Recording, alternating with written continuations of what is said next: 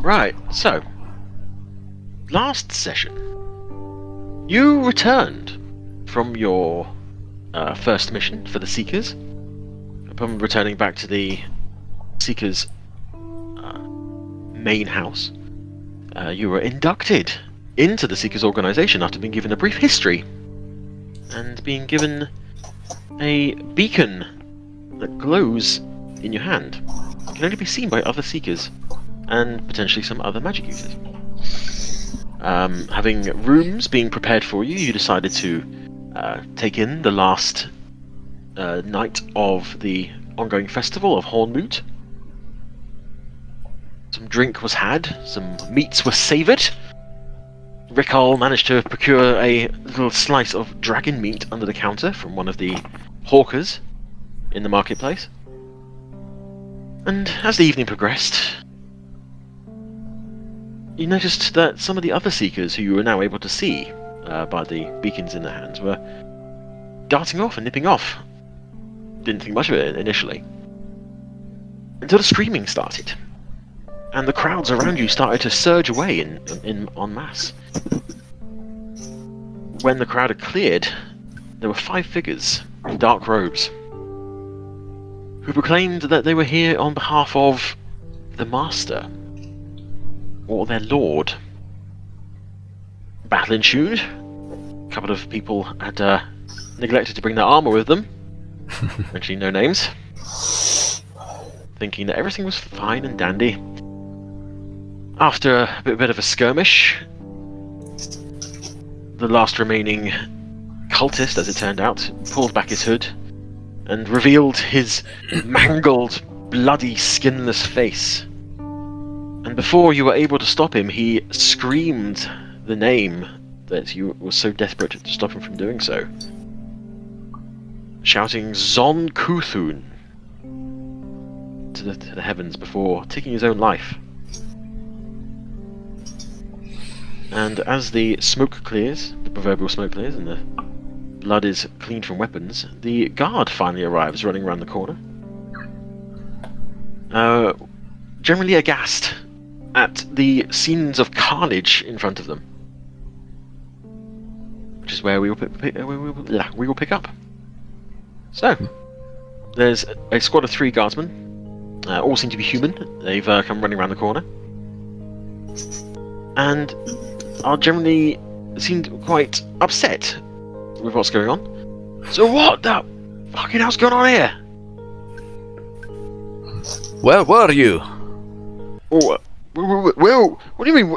Hey, I'm asking the questions here, mate, alright? What's going on? Why are there so many dead bodies here? What have you done? If you had been here doing your job, we wouldn't have had to deal with it. Yeah, well, calm down. Well, excuse me, calm down. You're telling us to calm down. Look. Yeah. Yes? What? Look, we've just taken care of this. We've just done your job for you, alright? So, yeah, I'm telling you to calm down. Generally speaking, we don't tend to mutilate bodies in the middle of Ione Square. It's not in the job description, alright? And as he's saying this, he's obviously it wasn't us. Well, I would say it probably was you. These things attacked, and we defended. Right, yeah, okay. Right, well, let's just stay where you are for the moment, alright? I need to call this in, alright? And you see him turn to one of the other guardsmen, and he goes off running up the alleyway behind him. He turns back, right, let's see what's happening here, right? So, explain to me exactly what happened, please. Well, it's all this is going on, and while he was saying that he's got to call his superiors or whatever, I kind of quietly turn to Garran Bonk, and I say, Bonk, you should probably stand behind us and let us do the talking.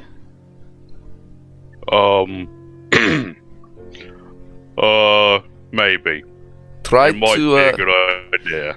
Yeah, try to make yourself as unthreatening as possible.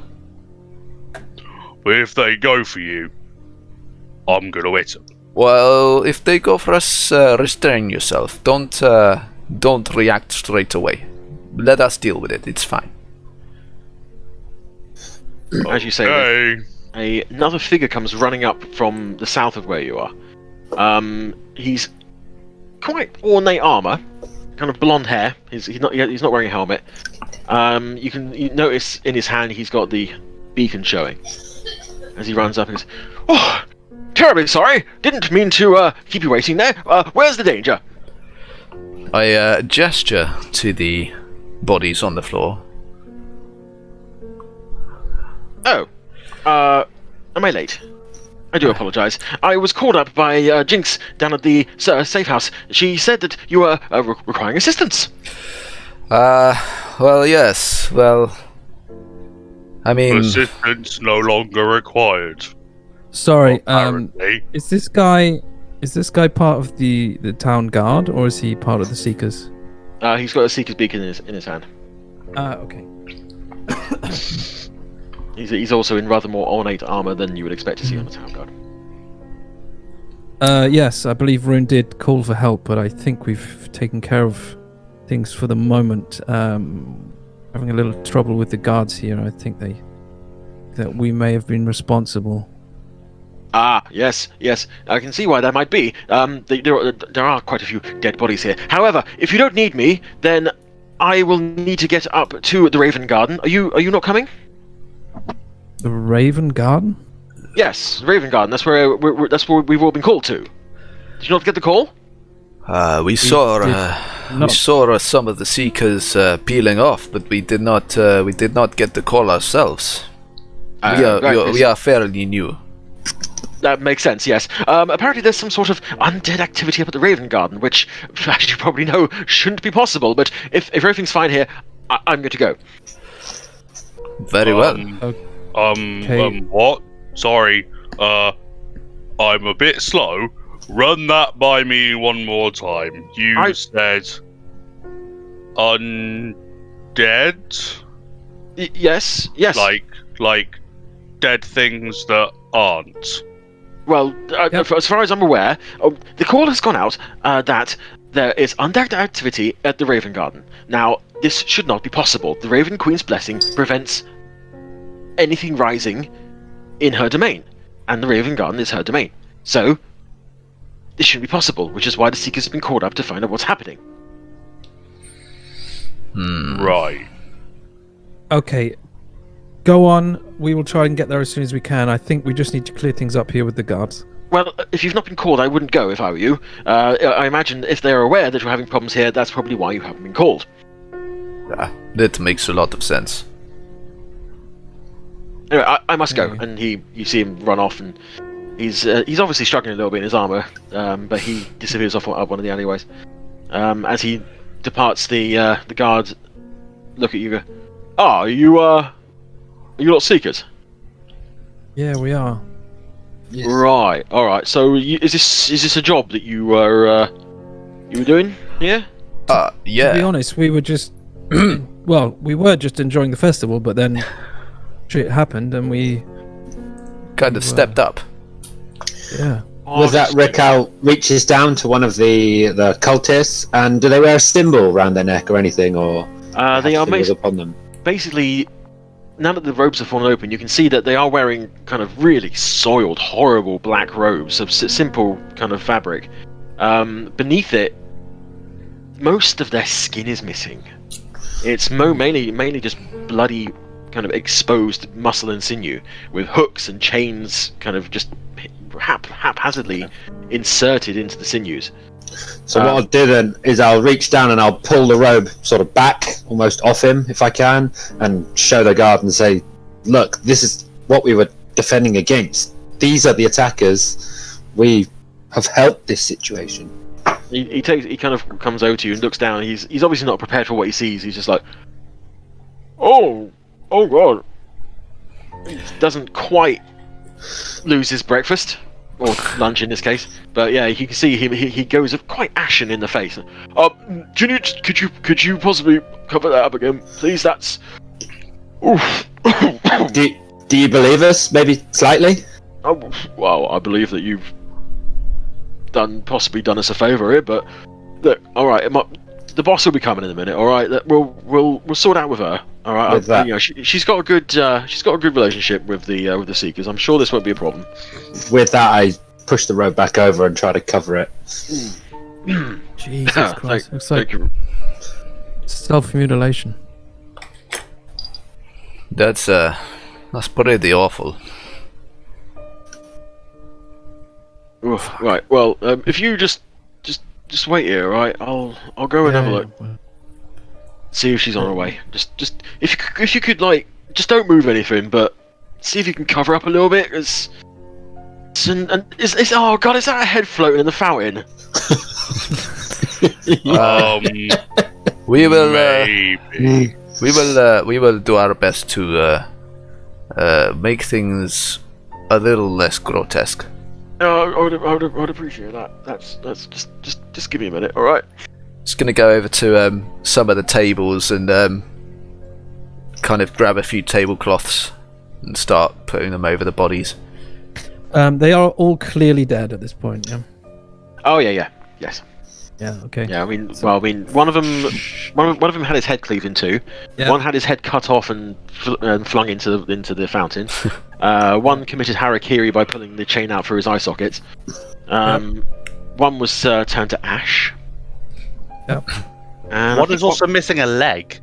I believe that was the one you knocked the head off of. Yep. Is that the one I beheaded as well? Okay. Yeah. I took his leg and his head. Lovely. Yes, you did.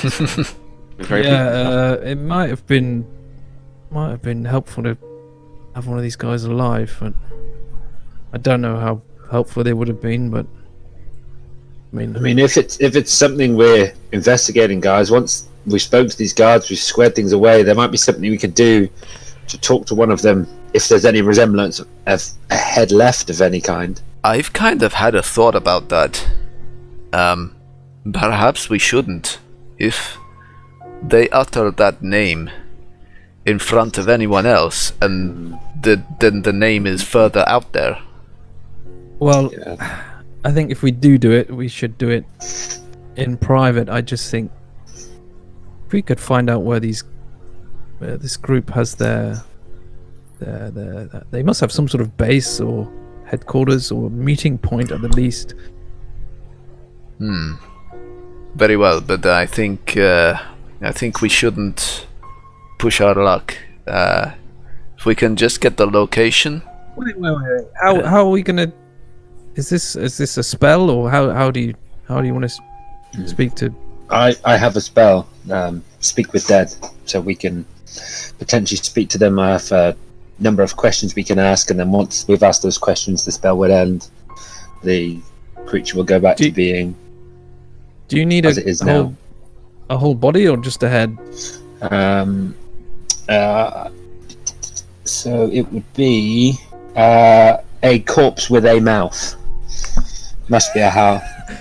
And it can't be undead, so as long as we're sure they Okay. were humanoid of some kind. I mean, I'm sat on the edge of the fountain looking into the water where there's a head bobbing up and down. So we could just take it with us for the moment, and then at a more opportune time, maybe have a little chat with it.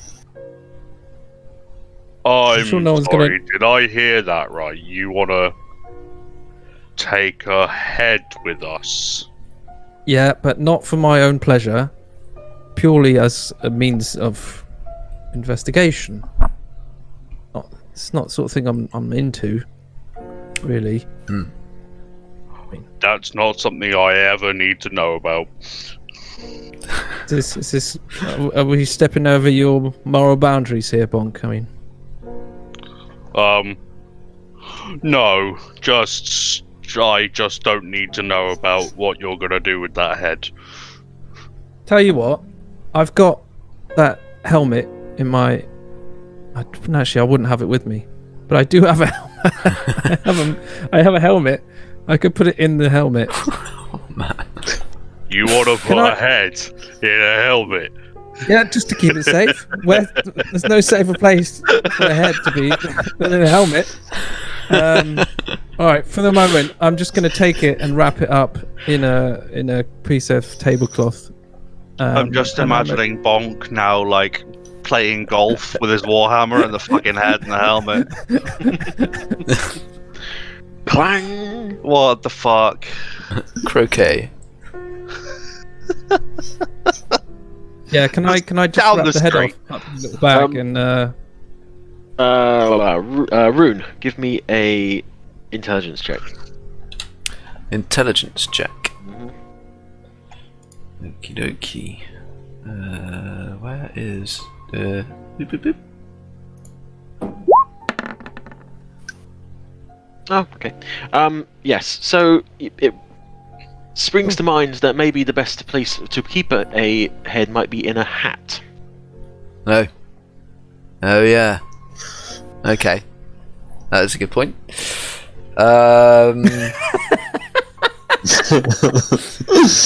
I kind of, yeah. isn't Did there you something else forget in that it you at the had moment? that? I kind of, well, no, I just didn't want to sully my hat with a decapitated head. I'm not saying you have to. Well, I'm just It's reminding you. it's a hat of holding, so it's a void, is it not? Like a Yeah. It's currently wrapped up in a blanket. Well, in a cloth, I assume. Is that okay, Troy? I said I'd like to wrap it up. I mean, Yeah. I mean, you know, I'm not going to make you roll for I feel a wrapping your head little, in a little weird about it, but okay. And I take Oban's magical hat off my head, and oh, are you actually wearing it? Okay, I didn't. oh yeah, I'm always wearing it. I didn't know you. I didn't know you wear it. Yeah, and Okay. I distastefully, kind of but gently drop the head through the brim into the void of holding beyond. Yeah, and then I put the hat back on, and then I make a bit of a grimace and kind of take it off again and go, you know what? I'm gonna put this hat in my bag. While we're waiting, can I just have a look and see if they were carrying anything of value? yeah. I mean, most of them are literally just carrying their robes and some makeshift weapons, which have been pretty summarily destroyed by this point. And they're not particularly, you know, they're not like really well crafted short swords or anything. You've got one with a hook, one with a dagger. You know, one's carrying a mace, but they're all kind of really battered looking and rusty in places. It's not anything particularly finely made or anything like that. Fair enough. So as you're attempting to, you know, pick through the corpse, you hear the sound of feet approaching, and from the top north-west area, there comes a few more guardsmen. One of whom is significantly taller than the rest. And as she rounds the corner, she's walking and she's very straight back. She stands about a head taller than everyone else around her, and she's not wearing any kind of helmet, so you can see the black markings on her head, and she's very clearly a Goliath. She kind of strides towards you. She's like, "Right, what's going on? Something about dead bodies?" Gesture at the tablecloths dotted around. Well, this seems to be quite the to-do. What have you been getting up to here? I'm just trying to looking defend at the Rune populace. now. I'm looking at Rune, just like let me hit him. Let me hit him. Yeah. He sounds like a twat. Let me hit him. I am just making eyes at Rune, just like please. I just Did make you say it a was a woman, Troy? I did. the Goliath was a woman. I Yeah. want to hit her then. just make a kind of like calming gesture, and I just say, first of all, my name is Rune Fenris. I am one of the Seekers, and to answer your question, these nasty people decided to attack the populace of the festival, and we stepped into action to defend them. Oh, well, yes, I have always had a good relationship with the Seekers. Now, if you don't mind, could you present your hands for me, please? I present my hand. Yeah, She the same. goes into a pocket and pulls out this. It looks almost like just a regular monocle, but it doesn't seem to have any metal around the edge. It's just kind of a glass disc. And she kind of looks through it at your hands, just like, "Yep, you're clear. That's understandable. Now you realise we have to check these things. So, where did they come from, and what did they do?" We do not know where they came from. We just heard screams. People from all over the square started screaming, and then these guys were, well, basically trying to commit mass murder. And that's when we stepped in. She looks around and she sees the bodies of the civilians that the cultists killed beforehand. And she looks back at the people stood behind her and she's like, "What are you all doing standing around? Go sort all this out! Tidy up! We've got bodies to move!" And they all kind of scatter, like, "Oh god, yes, sorry, god." She turns back to all of you like, "Well, we appreciate the help, as always. Please give my regards to Samala and Jinx if you see her. We'll take this from here." Might I offer some advice on these particular bodies? Yes? I would talk to the priests in the Temple of Ayun before casting any kind of speak with dead or trying to interrogate them from beyond the grave. If they are allowed to say certain words, it would give power to a greater evil, and none of us want that. Interesting. Well, we don't normally cast spells on the dead bodies that we collect. That is up to the superiors. However, I will pass along your comments. Thank you very much. And please be very careful. I will probably be sending someone down to take your report at some point tomorrow. Very well. Thank you. What's your name? I am Grishnag. And you? I'm Garran. Garran T. Bonk. Garran. You can call me Garran. You can call me T. You can even call me Bonk. Well, I'm sure we'll be calling upon you for your services at some point in the future. It has been a pleasure meeting you all. Thank you for your service. I have to get back to work. Very well. Thank you, Grishnak. What is that work? I am the captain of the City Watch. Does it not make it clear with the badge on my chest here? Do you want to see this? We are all new here. Ah, I see. Well, I look forward to getting to know all of you, especially you, Bonk. You intrigue me. Likewise. Well, okay then. We will get to know you soon. Then. I look forward to it.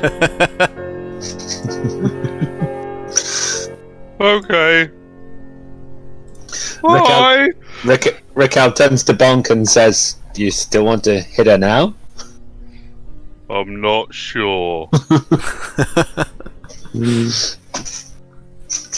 One way or the other. For the captain of a city guard, she seems quite nice. These are confusing times, Bonk. Don't worry too much about it. Can I have a drink now? I was going to say, I think I could do with a drink. Jeez. I think our drinks are where we left them. Let's just sit down in this empty, blood-stained square and finish our drinks. You know what? It could be worse. It's very true. I'm going to pick up my bucket of mead that I probably haven't finished by that point. No. All your drinks are indeed still there. Nothing was really knocked over. Nothing was too much was disturbed. All of the actual furniture around here is still there. I mean, all the stalls are unattended. All of the all the people have gone, and it doesn't look like they're going to be coming back. Night has fallen. The stars are out now. If it wasn't for the watchmen cleaning up all the dead bodies, it'd be quite peaceful. I think Rical turns to the group and says, "So are we intrigued by the Raven Garden?" As you say that, you all get a voice in your head that you very clearly recognise as Jinx's. Mm-hmm. It says, "All seekers stand down. Stand down. Return to the house at your earliest convenience, which means now. Thank you very much." Well, I guess that answers that question. Yeah, I was just about to say the same. Does that include us? Are we supposed to return back? We are to seekers. HQ? Let's Fine. go and see what this is all about. I'm taking my meat. I pick up the bucket and sort of angrily stomp a bit, and then, oh, right then. Yeah, I'm gonna take my meat too, and then I walk past the table where they were selling the meat, and I'm gonna say, and this rack of ribs, and this turkey leg, and this steak. As we're getting ready to leave, are there any people like returning or? Not really. No. I mean, there are houses that line the square, and there are shops as well that line the square. You can see that people are rubbernecking out the windows to see, what's going on, but no one is actually coming out and entering the square again. And looking at the different points of entry, you can see there are actually guards people at each of the entrances. So it looks like that while this is still technically a crime scene, they will be keeping people out. Okay. Is that like a boar on a spit or something? There was, but it looks like it may have been knocked over. That doesn't answer the question. Is there a boar on a spit somewhere? It's still there. It's still on a spit, and there are kind of sizzling coals which are now cooling on the flagstones. I'm gonna take out a gold piece, put it on the table next to the spit, and I'm just gonna rip off 2 legs. Just gonna rip. Basically, I'm gonna rip the back half of the boar off, and I'm just gonna munch on that while I walk down. Okay. Yeah, I mean it's been cooked quite well, so the meat is kind of falling off the bone. So you don't have a great deal of problem wrenching the back half off, being the big strong lad that you are. Yep. So as you exit the square, Rune laden down with different types of meat, and Bonk just carrying half a pig. And my bucket. I've still got my bucket. And your bucket. You make your way back to the Seeker's house. As we leave the square, as we're walking down the street, if I see someone hanging out of the window, I'm just going to shout out to them, don't worry, the Phoenix 4 have taken care of everything. Phoenix 4 have saved the day. The Phoenix 4! The Phoenix 4!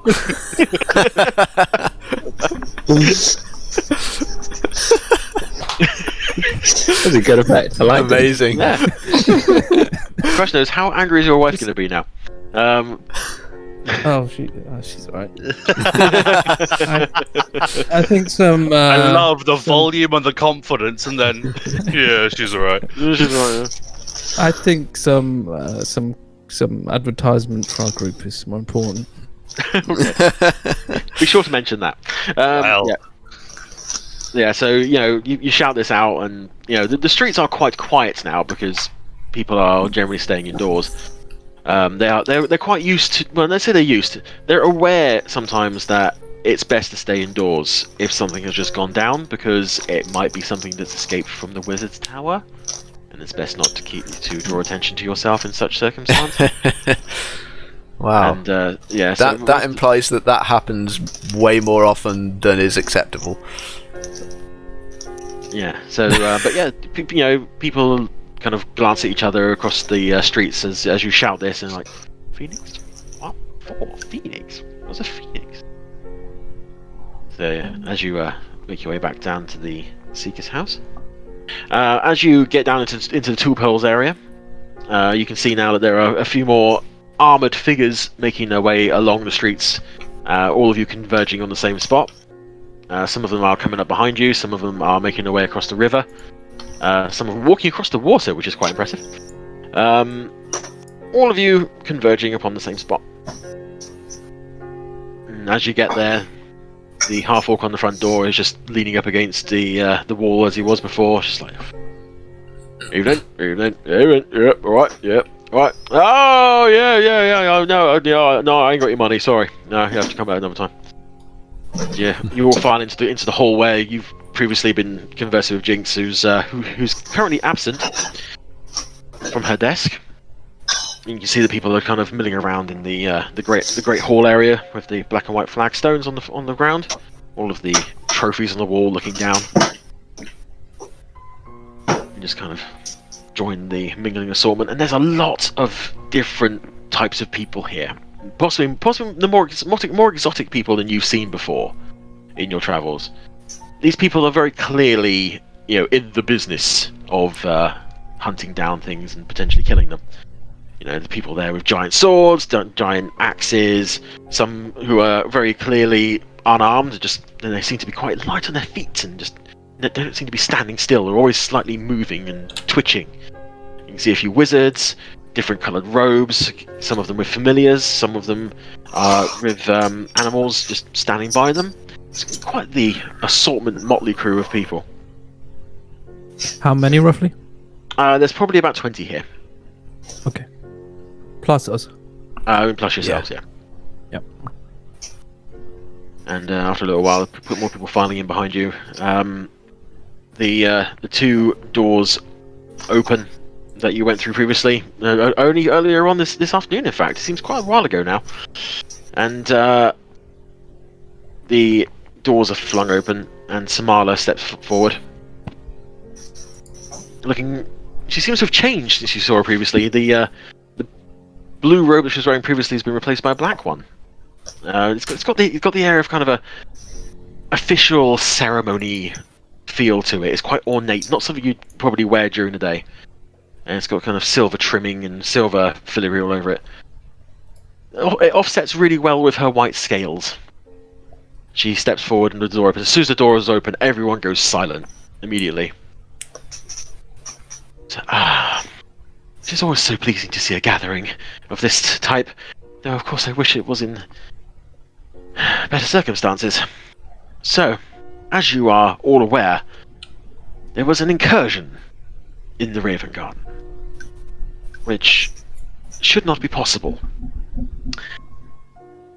The dead rose from their graves, and due to the enchantments placed upon the Raven Garden, it should be an impossibility. However, as those of you who answered the call, my gratitude, you will be paid for your time. This is not a large-scale invasion, and from what I've been told, and from what I saw through scrying, the undead didn't seem to be particularly focused. Milling around, which is rather strange. Normally when a necromancer or some of that ilk raises an army, it's for a particular purpose, and all of the undead under their control will march upon a point or gather somewhere, but they were just milling around. I have conversed with the sisters of the Raven Queen's Temple. There is concerns, as you may expect. However, no one seems to have any answer for how or why this has occurred. Even more concerning is after a number of you attended the site and dispatched some of the shamblers, they all dropped, as if their strings had been cut. Now, due to the heavy magical presence in the area, it's very difficult to pinpoint if a particular spell was cast or where it was cast from. Currently, the entire episode was a mystery, one which I intend to solve. If any of you have any information that would be useful in this situation, I'd appreciate it, but until then, you have my thanks. Thank you for coming here on such short notice. And I leave you to the rest of your night. Thank you. She turns around and starts to head back towards the doors. As soon as she finishes speaking, everyone in the crowd around you starts to mutter them to themselves and talking to each other. No one's really speaking very loudly, but there's a general, there's obviously this is a big event. This is kind of the kind of thing you would gossip about if the person you were talking to wasn't there. They'd be like, "Oh, what did you do?" And people start to file off in different directions, heading up the stairs. And you look around, and Jinx has reappeared back behind her desk. The seeker we spoke to in the town square is he present? Yep, he's there. He was. I turn to the rest of our group and I say, should we speak to Samala about what happened with us in the square? I don't know. Maybe there was some connection. Yeah, I was just wondering if they were related or. And when we Surely killed the remainder, did that cut the ties to whatever happened in the Raven Garden? Is that where they came from? It's possible. I for some reason I'm slightly wary about talking about this Yes. too much. I mean, we've already learned that just mentioning a name can cause problems. I think perhaps we should go and tell Samala about the sudden appearance of these cultists, but impress on her the importance of not directly about- identifying the person they are working for. Hang on. Rical, you said you have the ability to talk with this head. Yes. How exactly does that work? It is a spell that I can cast, which will allow me to speak with a corpse that has a mouth of any kind. We are able to ask up to 5 questions that new in life. Well, what if we think about what we want to ask it, but one of those questions should be if the cultists had anything to do with what happened in the Raven Garden, if they had anything to do with it, and if they're related, well then maybe we can talk to Samala about it. But if they're completely unrelated, I'd rather the fewer people who know about this, the better. I agree. I think this is something that should stay between us and those who already know about it. Do we want to go do this now? I think time is of the haste. Okay. I think so. We have our rooms upstairs. I mean, we can just run up and do it now, I guess. Remind us, Troy, are the rooms private or is it more like a hostel, kind of like a dormitory situation? Nope, you all have got your own individual rooms. You were asked when I spoke to Jinx whether any of you wanted to be sharing a room, but you all Of course. you all asked for individuals. Yeah, they weren't ready when we left. I remember now. Find out if they're ready, actually. Yeah, let's go and do that. Okay. I will wander up to Jinx. Yep, she's just behind the desk. Oh, hi! Yeah. Thank you for answering the call. Obviously, we didn't ask you to go to the Raven Garden because you said you had some sort of problem in the town square. Yeah, there was some crazy guys in the square. I don't think it was related, but we took care of that. I just wanted to ask, have our rooms been made available to us yet? Or Yeah, no worries. Yeah, it's all been sorted out for you. I can take you and show you where you are if you want. that would be great, thank you. Cool, right, follow me. And so she comes out from behind the desk and leads you up one of the staircases, off down a corridor. Corridors are quite plush. You know, it's a red and red carpet with kind of gold pattern on it. The walls have pictures, paintings of presumably previous seekers or current seekers. Some of them standing on dead creatures, some of them just posing. You pass quite a few doors before turning a corner. Down this corridor there are 6 doors. She goes, right, you 4 have got the last 4 doors down here. Alright, we've put you all next to each other. You don't feel lonely. Now, if you want to make it to the mess hall, it is back down those stairs down there, and she points down the furthest end of the hallway. Down the stairs again, down in the basement. You can't miss it, just listen to the sound of people being fucking pigs. So, is there anything else I can do for you? Which room has the big bed? Ah, yeah, you are down at the very end there. Thank you. No worries. Is there any movement on me getting my horns back? Well, you see, currently your horns are with the people downstairs, and they are currently trying to mount it on some wood to put it up on the wall. So I'm going to go with no. Okay. Don't be sad, big man. You'll find something better soon. We'll make But sure they we get were something very special. nice. Hey, we'll get something better for you. Don't worry. Okay. Thank you. Right. See yous. And she turns around and walks back the way you came. As soon as she leaves, I would like to gesture everybody into my room. Rune, if you want to put the head on the little table here. Of course. While he's getting out, I'm going to get my helmet with the visor out of my bag.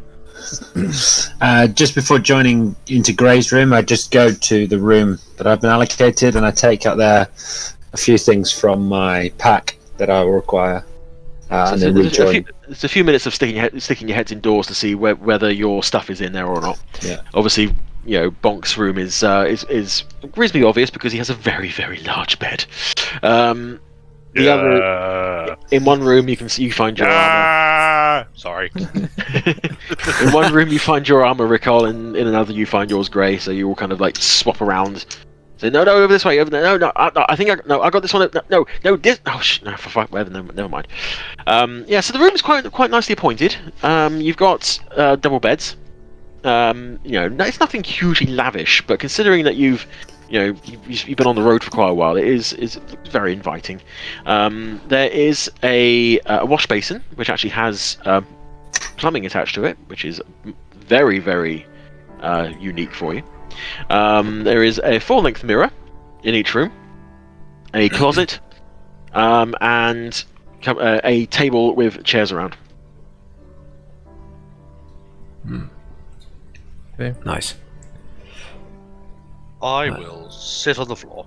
I finish fishing the head out of the hat and kind of fold the tablecloth, put that on the table, and then put the head on top of it so it doesn't like soak through to the wood or anything if there's any nastiness left over.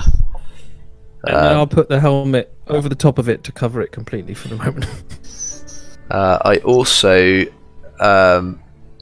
get a piece of material from somewhere and I ball it up just in case. If I think that this thing is going to utter the dreaded words, I'm going to stuff it in its mouth. Okay. So you stand around. You have a very, very, very bloody head in front of you. There are no eyes, as already mentioned. There is a chain that runs up one eye socket and down another. It is a barbed chain. Now you have a closer look at it. Looking at all of you, give me a medicine roll. Oh God. Medicine.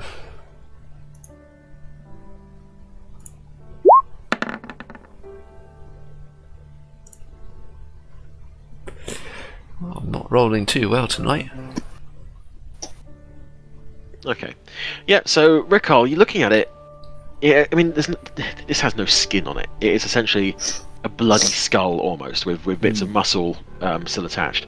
But looking at it, you can see that the bone structure is actually quite fine. It's quite slender. And if you were pushed, you might suggest that this might be of an elven descent. So looking at it, I turn to the others and I say, this skull doesn't look quite human. I don't know if any of you can actually see this, but the bone structure is quite fine. It's either a very slender human or maybe even elvish of nature, half elf, somewhere in between. Well, I suppose it takes all sorts. I mean, I didn't notice the others. I didn't pay close attention at the time, but this is something that strikes me now. Yeah, this is the only one that we've been able to examine in detail, so who knows what the others were. Yeah, I was trying not to get stabbed. That was my my main priority. Okay, so if I cast this spell, guys, we have 5 questions. What do we wish to slow ask down. it without? Yeah, we should decide Before I do cast it. anything, we want to make a decision. I have 3 suggestions.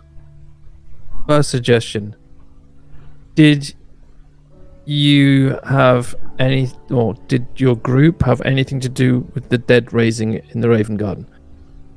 Second suggestion: who is the leader of your group?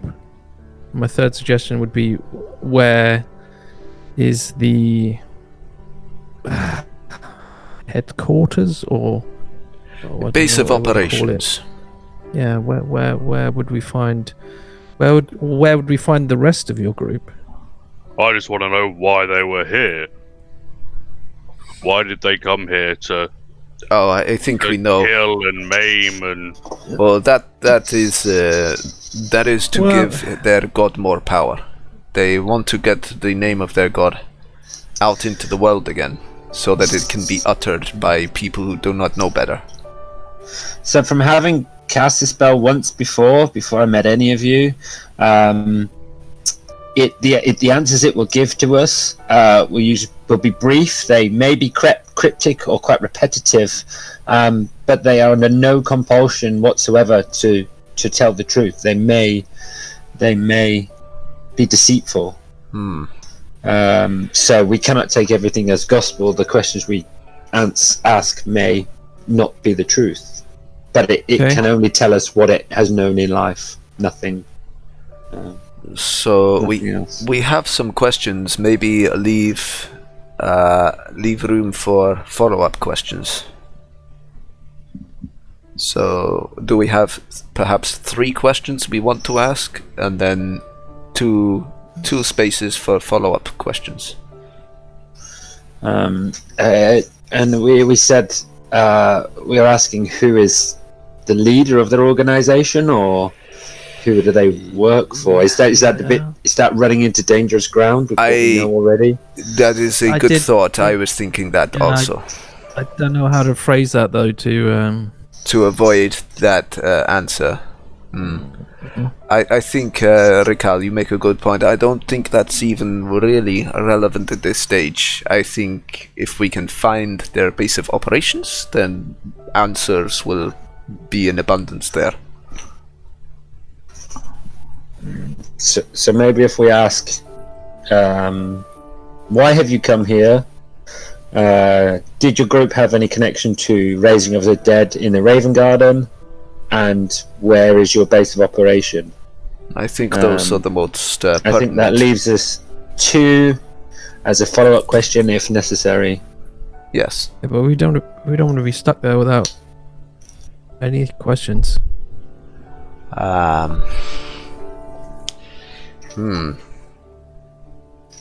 Yes, you make a good point. Well, maybe what is this worth to you? Why is your following so important? Or so what they're getting out of this? Is it just devotion, or is it I think a reward of some kind? I think they answered that when they were proclaiming their intent in the town square. To spread the word of him. Yes, and to become closer with him and be at his side. I think that is... I mean, they are religious fanatics, and their reasons can be as simple as that. But if that is something we wish to ask, then Well, it's by all better means. than no question. If we find we have nothing else to ask, then That is true. I would also maybe consider what was their method of entry into the city. What did they, maybe well, if they there's just a chance that their base might be within the city. oh Consider exactly. that. Maybe that's something we can ask as a follow-up question.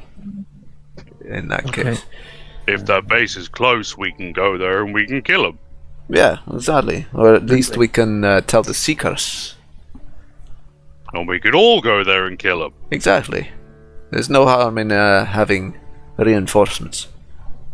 Maybe Not at all. something like, how would we identify other followers, or how would we identify your headquarters?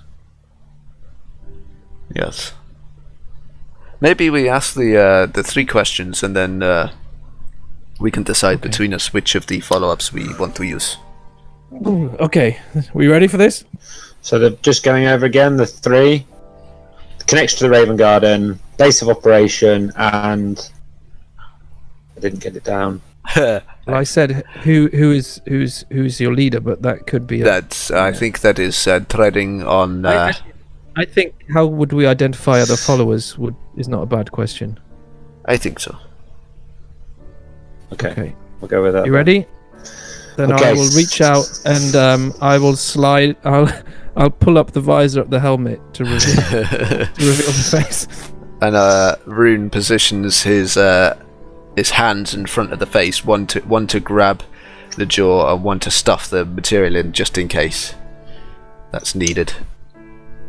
Okay, so I pull out stuff I've brought in from within my pack, and I pull out some incense, and I burn some incense either side of the severed head, and I go ahead and I cast Speak with Dead.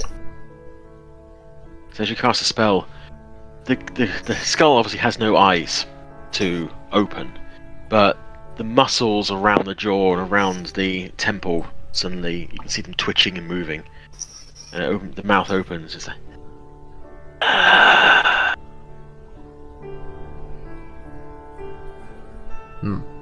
I think he's ready, Rical. Yeah. So on seeing this, Rune saying that, I turn to say, your group that came here this evening, did you have any connection with the raising of the dead within the Raven Guard here in the city? the monster has many allies. Favors were called.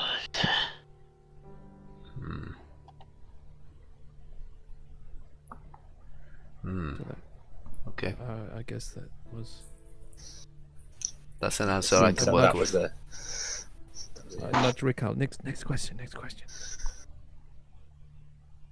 Where is your base of operation for your all of your followers? We have many churches. We come from below.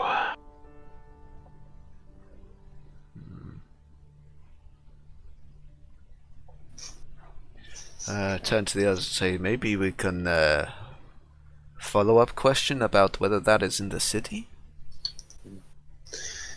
Or, Roy, you said the skin was. Does this have any skin or hair on it?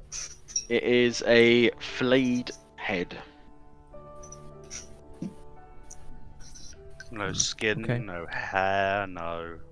Yeah. Oh, creepy. Just the muscles needed for function. Maybe. What about I the like it, Underdark? but it's creepy. I mean, I'm talking to the group now. Could this be a drow? I mean, Links in with the elven sort of way, the I look. said below. Maybe you could ask if they came from the Underdark.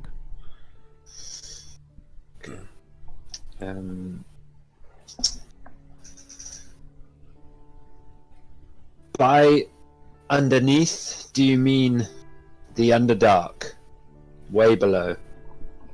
Way below. We are from the place you call the deep realm. The dark that is under the world. that's a little more conclusive. That's terrifying. I then say, how can we identify other followers? Do they all look like you? You will know us by our Lord's gifts of pain. Through pain do he worship him.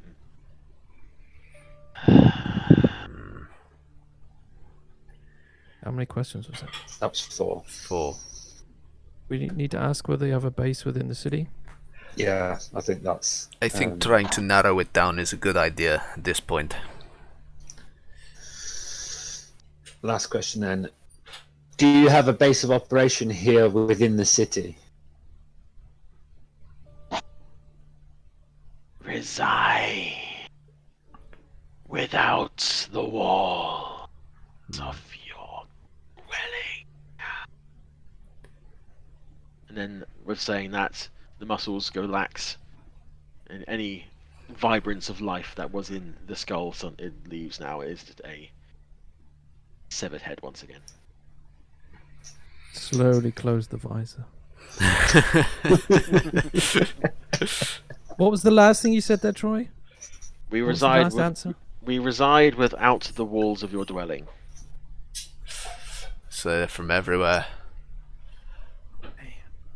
Okay.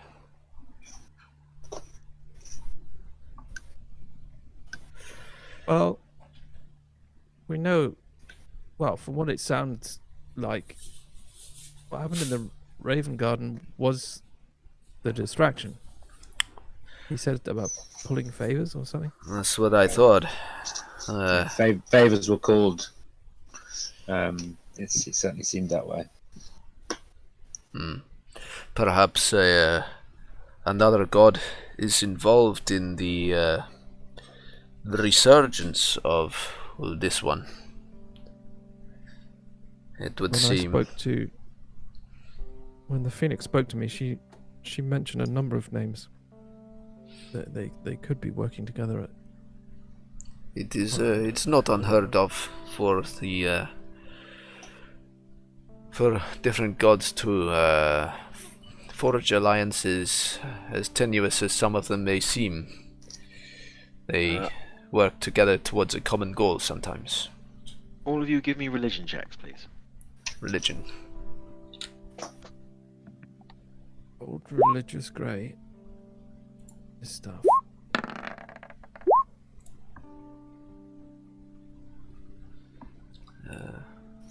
Rical with the save again.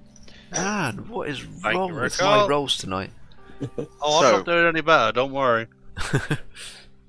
Rical. Yeah. In your studies, which there are numerous, you are occasionally given access to more esoteric texts as you were reading, and you are aware that there is a particular, not exactly a deity, but he's often put up there with certain deities, to the point where those who do know of him think of him as such. He is referred to as the Prince of the Undead. He goes by the name of Orcus. Oh my. Okay. So I turn to the others and I say, I'm thinking back, and there's a certain thing that keeps coming to my mind, and it's almost like a demi-deity, a half-deity, not quite a full god deity, but nicknamed as the Prince of the Undead. Have any of you heard of Orcus? Yeah, I've heard the name. This is what keeps coming into my head, and this is what seems to stand out to me as the most probable link, if there is one at all. Certainly worthy of investigation. I think perhaps a conclave of Orcus might be easier to find, perhaps. Or what do you mean? You think Well, this Orcus may have been responsible for what happened in the Raven Garden. Maybe I don't know. This nagging thing in my mind that just keeps coming up. It wouldn't hurt to bash a few heads of Orcus's followers to try and glean that information, and if it turns out he's not involved, then at least we've beaten up some bad people. That sounds like something I'd be quite good at. Bonk, you would excel at that, my friend. How would I you go will. about that, though? I don't mean bashing people. I mean finding. I mean, I followers. think you know the way I would do that. Yeah. I think we do. I Um, think that I requires probably no- demonstrated myself quite well by this point. That requires no explanation at all. I did mean how we would find followers. well, of course, the resurgence of this unnamed Asshole. god, yes. Obviously, that god's followers are new. He must not have had a massive following for quite some time because, it's been unknown for many years. But Orcus is, for want of better term, more well established, is more known, and perhaps his followers in this case would be easier to find. So that is a string of investigation that we can more easily tug at.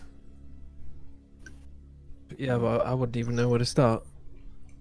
We can ask our questions. As far as I'm aware, maybe I should stop saying that guy's name as well, but the big O, he's maybe we can ask priests about him and find where there might be a nest of his followers instead for the moment. Yeah, I mean, from what I've read about him, his temples are usually hidden. They're hidden away, out of sight, and very much like a secret society of cultists that follow him. So, whatever way, it's still going to be pretty tricky. But I think it's a potential link into the route we want to take. Absolutely, but all I'm saying is intelligence agencies out there, spies and the like, will probably Well, somebody- probably find out more about Orcus than we would the other. Well, Samala may know something about any I mean, that's where we can, representation within the city. absolutely And I we can think start we there. were going to go and talk to her anyway. I mean, Yeah, we kind we of wanted to tell her about the connection between. absolutely. We should prepare a list of questions for her as well, and Well, and I see if we can thought get we the. would just tell her about what happened, the connection, and then ask her if she knows Oh yes, anything about absolutely. followers of If that Orcus doesn't within the city. work, we could pay someone to do it. I Go mean, out looking? like, find see if they see if they know anyone, or if they could go talk to someone that maybe we wouldn't know about. If there's some Yeah.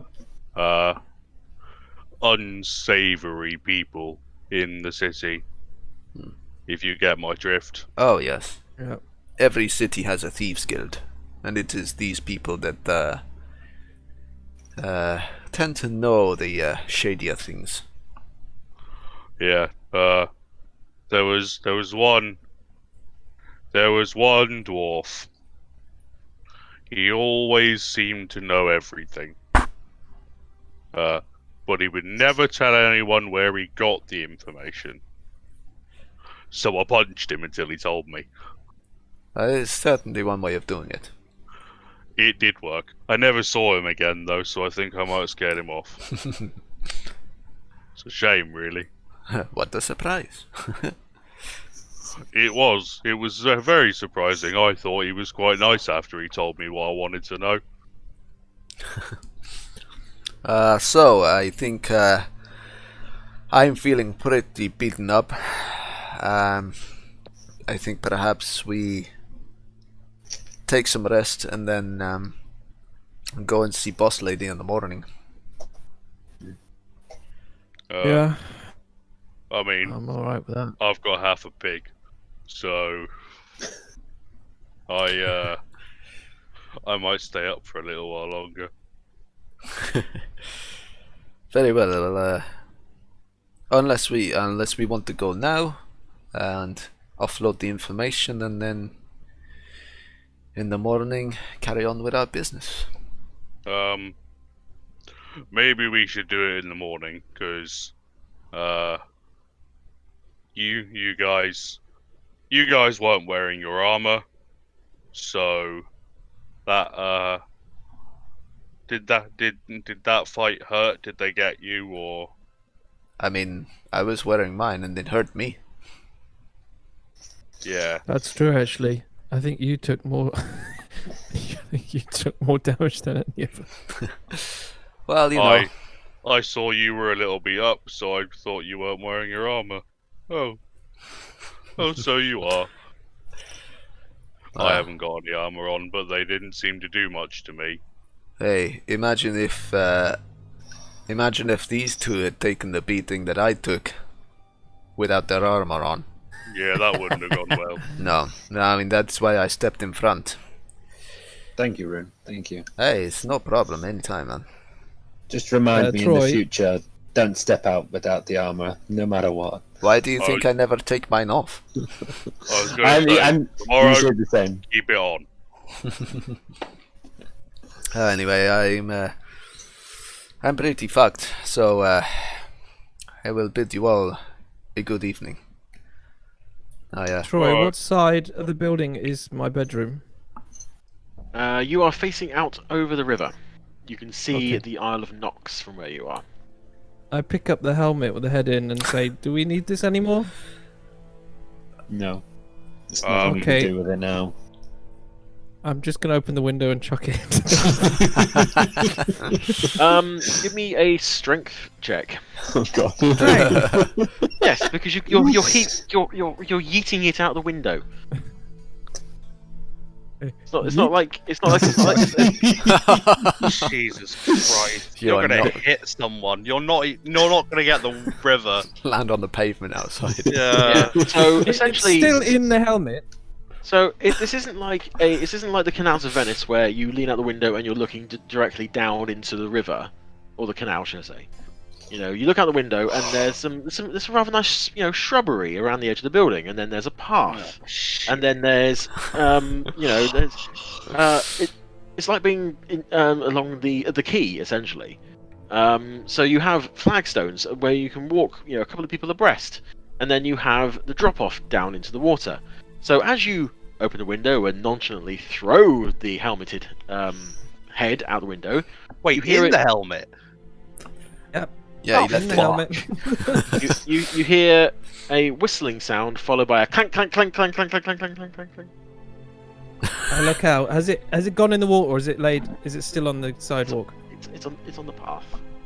And oh fuck! You just see me go fuck, and I run out. I run out the room and run down as fast as I can out to where the helmet is hopefully still laying. In fact, as I run out the room, I say, "Make sure nobody touches it." Yeah, I stick my head out the window and keep an eye for anybody. I'm leaving. Yeah, I just get up and I'm like, and on that comedic note, good night. Nope. Oh. Not dealing with it. I'm going. So, so who's so is it only Rical leaning out the window? Yeah. Okay, so Rical, as you watch, waiting for Grey to appear, you see two watchmen walking along the jetty. Oh, shit. Had to be Watchman. Well, if you look at the roll I just did, Yeah. Yeah, Yeah. I can see it. Yeah. yeah. So yeah, and they're wandering along. It's pretty much full night by now. So the only thing that's lighting the place up is the magical lanterns that are attached to poles, at intervals. So they're walking from like pool of light to pool of light, and they're getting closer and closer. And as you come running round the corner, Ray, you spot them immediately because they seem to have spotted the silvery football-shaped object in their path, and they are approaching it at haste. Is there anything in the room that's about a good sort of handheld size that I can use? For what? Throw? Yep. Yeah. No, Okay. just wait. I mean, all you've got in here is the furniture that you've been given. Which I mean, the smallest thing in here that you can pick up is a chair. Fuck. Okay, I just take I take a gold piece out of my satchel, Yep. and I cast light on it, and I wing it into the river, like essentially like past the guards. Okay, give me a strength throw. God. Okay, that is.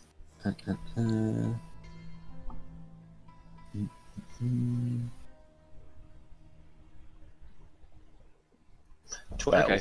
Yeah, it's only a coin, so it's not too bad. So yeah, you ping it off into the darkness, and it flips end over end, creating almost like a little shooting star coming out the window and into the water. And let us see. Do they see it? Does that one as well? Yep. So they notice it. They notice a little tiny comet flying over their heads, and they follow its trajectory down as it hits the water. And you can see the light sinking down into the water. So yeah, their attention has been diverted. Quick! Okay. I want to kind of sneak up, not get too close, and then once I'm in range, I'm going to cast Mage Hand to grab the helmet and bring it to me. Okay. I would say, in this instance, give me a sleight of hand. Mm-hmm. Sleight of mage hand.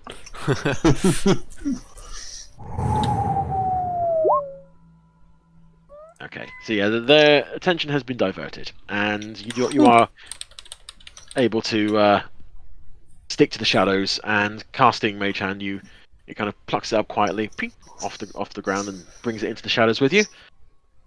They're still looking down into the water at this point. Then I will run back up to my room. Yep. So Rical, you watch as Helmet under my...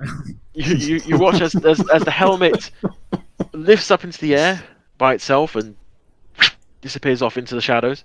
The two guardsmen are looking down in the water, and the coin has sunk out of sight now. And they look back again and see that the object they were going to investigate has disappeared. And you see them looking around. And their body language is just like, what? What the?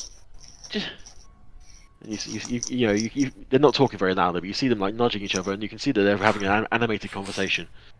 But eventually, I duck back in the window, just to like, not be seen. Yep.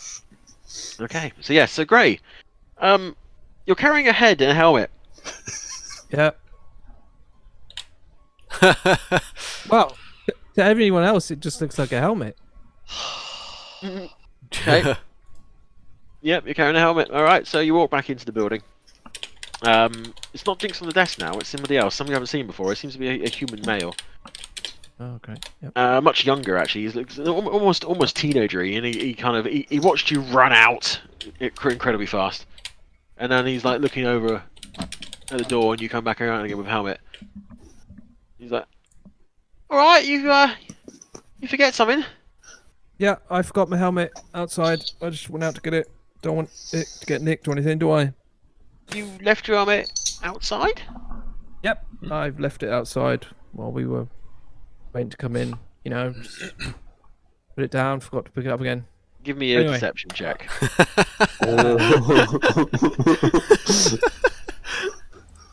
Come on, Mr. Charisma. For fuck's sake. Fucking hell. That's a lot of 12s and 13s. Like. Luckily, he's not that interested. This is the most interesting thing that's happened in the last hour, which is the only reason he's paying attention to you. Oh, dude. But he's like, why would you leave your... Never mind, I don't care. Yeah, right, whatever. Have a nice night, I suppose, with your helmet. Yep. Cheers, mate. Night.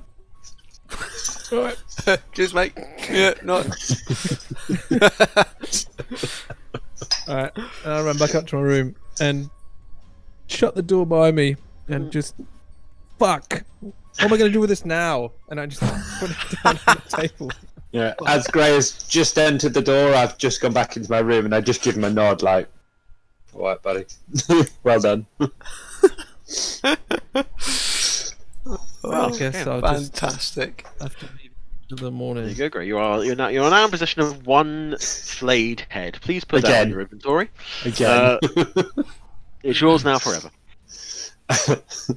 It's a mad- I think we're going to spend the rest of the campaign trying to get rid of this head now. Yeah, exactly. I mean, it's ironic. Most people would go through life trying to get ahead. Foiled every time. Oh. Oh. But That was terrible. It was terrible. But I regret absolutely nothing. I regret absolutely nothing. imagined you wouldn't. Right. So, as you all make yourselves comfortable in your new rooms, obviously Gray has one more occupant in his than the rest of you.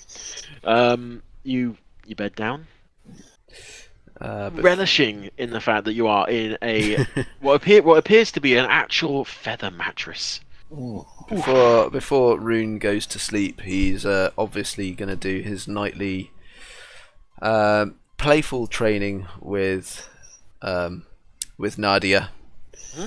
So he takes the Displacer Beast Cub out of the now seemingly overburdened sling, and he realizes he's really going to have to figure out a way to get a collar of disguise or some such soon, because he can't hide her in there forever. And yeah, he's gonna play with her and just train her to just like hunting things and stuff like that. Yep. Yeah. So you spend some time and you using you got thaumaturgy, don't you? Yes. Yeah. So you're using your thaumaturgy a little bit to do the magic equivalent of the red dot. Yeah. Zipping around the place, and she and when she jumps on it, all four legs come, all six legs come down, plus the tentacles whenever she tries to catch anything.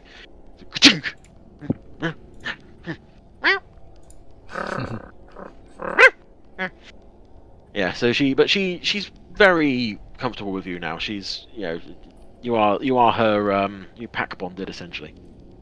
Yep. She is very much your your family now.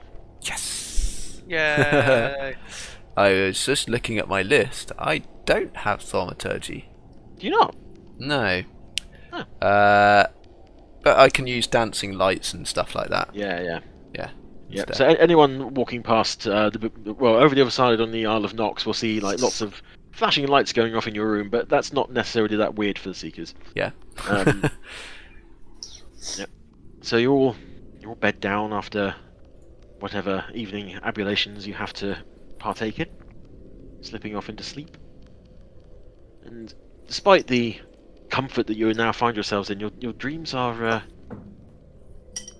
not as pleasant, a bit darker than you might expect. Nothing particular, nothing solid, but it's just the impressions of rattling chains and maybe the idea of a scream in the distance, maybe some dark laughter that follows you down into the darkness. And then you wake the next day. Oh, good. Sun shining. There is the smell of summer in the air. It's all quite cheerful. Bonk! yes. As you get out of bed, could you give me a perception check, please? Oh shit. It's not always a bad thing. I lied, sorry. Another 12. Come on, what we got for me? What is in the room with the 8'2" bugbear? You have a bit of a headache, Right. and it feels... Now that you wake up, you actually realise you've had it for a little while, since yesterday actually. But you didn't really have a chance to really focus on it. But now that you're actually thinking about it, you feel that the headache is actually quite localised, and it seems to be in two specific spots on your head. And when you bring your hands up to touch the areas that hurt, you can feel nubs. What? Feels solid, like solid bone almost, but it's protruding in two different places on your skull. What? And then, as you bring your hands up like that, your hands pass in front of your eyes briefly, and then when you bring it back down again, you can see that the fur, in very faintly on your hands, in roundabout from the palms radiating outwards, appears to be slightly purple. Oh, fuck. Oh. You said you wanted horns. Oh shit. Is there a side effect to that great axe? What the fuck?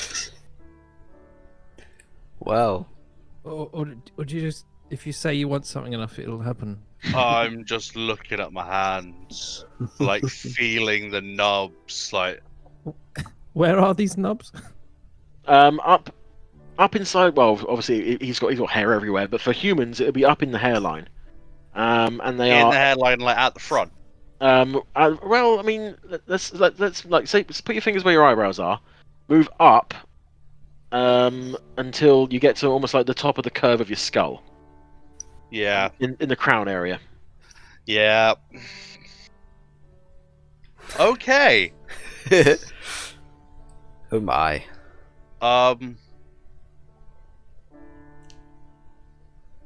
Okay.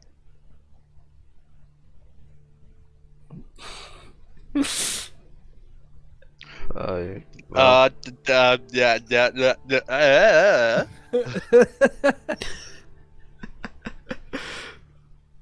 Okay. It's Bonk just sat on his bed, just going. It's just, okay. you've broken him. That's new. Bonk.exe has stopped working. Bonk.exe has not worked for a while. It's BSOD now. That is definitely new. I will go into the hall and knock on Rical's door. Hello? Yeah, hi, it's me. Can I... No, I'm coming in. I'm just gonna walk in. Yeah, hi. I might have a problem. Yeah, okay, Bug. I'll see what I can do. I'm just gonna show in my hands. Oh. That wasn't there yesterday. Yeah, so it's not super noticeable. It is a hint. It's almost iridescent compared to his brown, regular brown fur, but it is definitely a spot in his palm which is starting to radiate out in purple. Okay. Bonk, have you been eating berries? No. And you say you woke up this morning like this? Well, I didn't see it yesterday. And is there anything else? No. Just the purple hands. Yeah. Give me a deception check. Shit. Don't make me do that.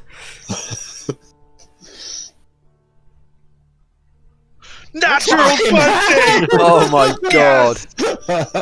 Bonk has never seemed so earnest and honest in his life. He appears to be I generally. don't think Bonk has told a lie up to this point, so there's no No. reason to doubt No. anything he says. Well, no, he said it was only his hands. Yeah. Yeah, Yeah. now he has. But I mean, up till now, Bonk just seems to just say what he Just thinks. be straight up. Just Oh, I says see what you he thinks. mean. Right? Yeah. So yeah. we'd have no reason to doubt anything he Yeah. says. At this point.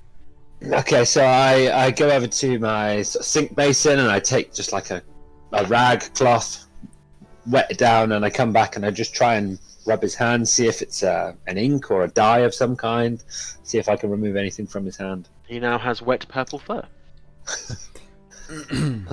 Yeah, I don't think that's working. Okay, it was just something to try. And is there any pain involved, Bonk? No, but it's purple. Okay, But well, that's not supposed to be there. Is I mean- anything else on me purple? Like looking at my armpits and can I give him a good look check over? my feet. And... Yeah. Give me an investigation. What else? You investigate that bugbear.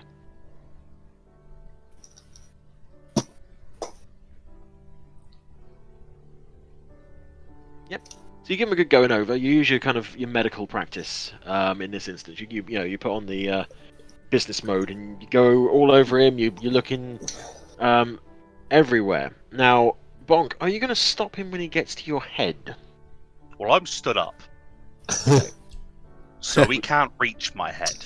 Okay. So, Rical, for him being stood up, unless you're going to ask him to sit down, you check over everything that you can check over. Everything else seems to be normal. You're not entirely sure what the physiology of a bugbear should be, but everything seems to be where it's supposed to be. But that is the only instance of purple hair that you can find. Okay, so I've checked his legs, his arms, his body, and I say, Bonk, either sit down or maybe just kneel down for me.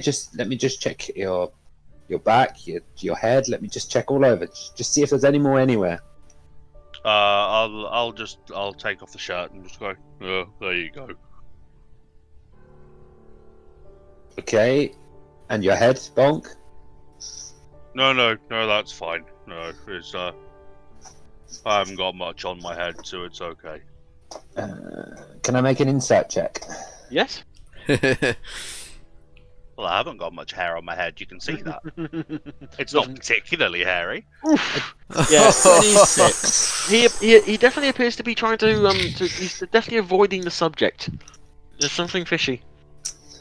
Bonk, Yes. there's something you're not telling me. Okay, fine. My beard is a bit bigger than it should be.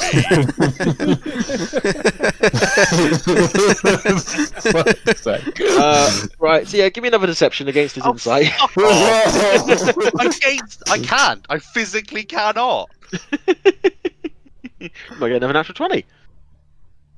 Or No. not. Yeah. So yeah, I mean, compared to your insight, Rical, he's definitely avoiding. He's definitely being evasive. I say, okay, Bonk. Well, it just seems to me like it's just a bit of colouring. A little while ago, Gray came to me, and I don't know if you've noticed, but he now has quite a grey complexion.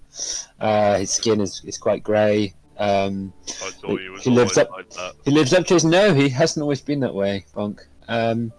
But it's seen. Same with you. There's no pain involved. I think for now, just keep an eye on it. If it gets crazy worse, if it goes much worse, then we'll see what we can do from there. But for now, just keep an eye on it, and I'll check in with you every so often. Yeah, that's probably a good idea. Thank you. Okay, Bonk, anytime. Just, again, if you're worried at all or it starts to be pain involved, then come and see me straight away. I will. But what I do need is breakfast. That Because does sound good, Bonk, yes. I did have a bucket of mead yesterday. And half a pig, if I remember rightly, Bonk. I did have half a pig. The carcass of which will still be in your room, by the way. Yes. Let me deal with that. I'm gonna throw it out the window. God. Would Give me a strength roll. Come on, come on. roll? Yep. So yeah, you, funny enough, don't have much problem in throwing that out the window. Shot put.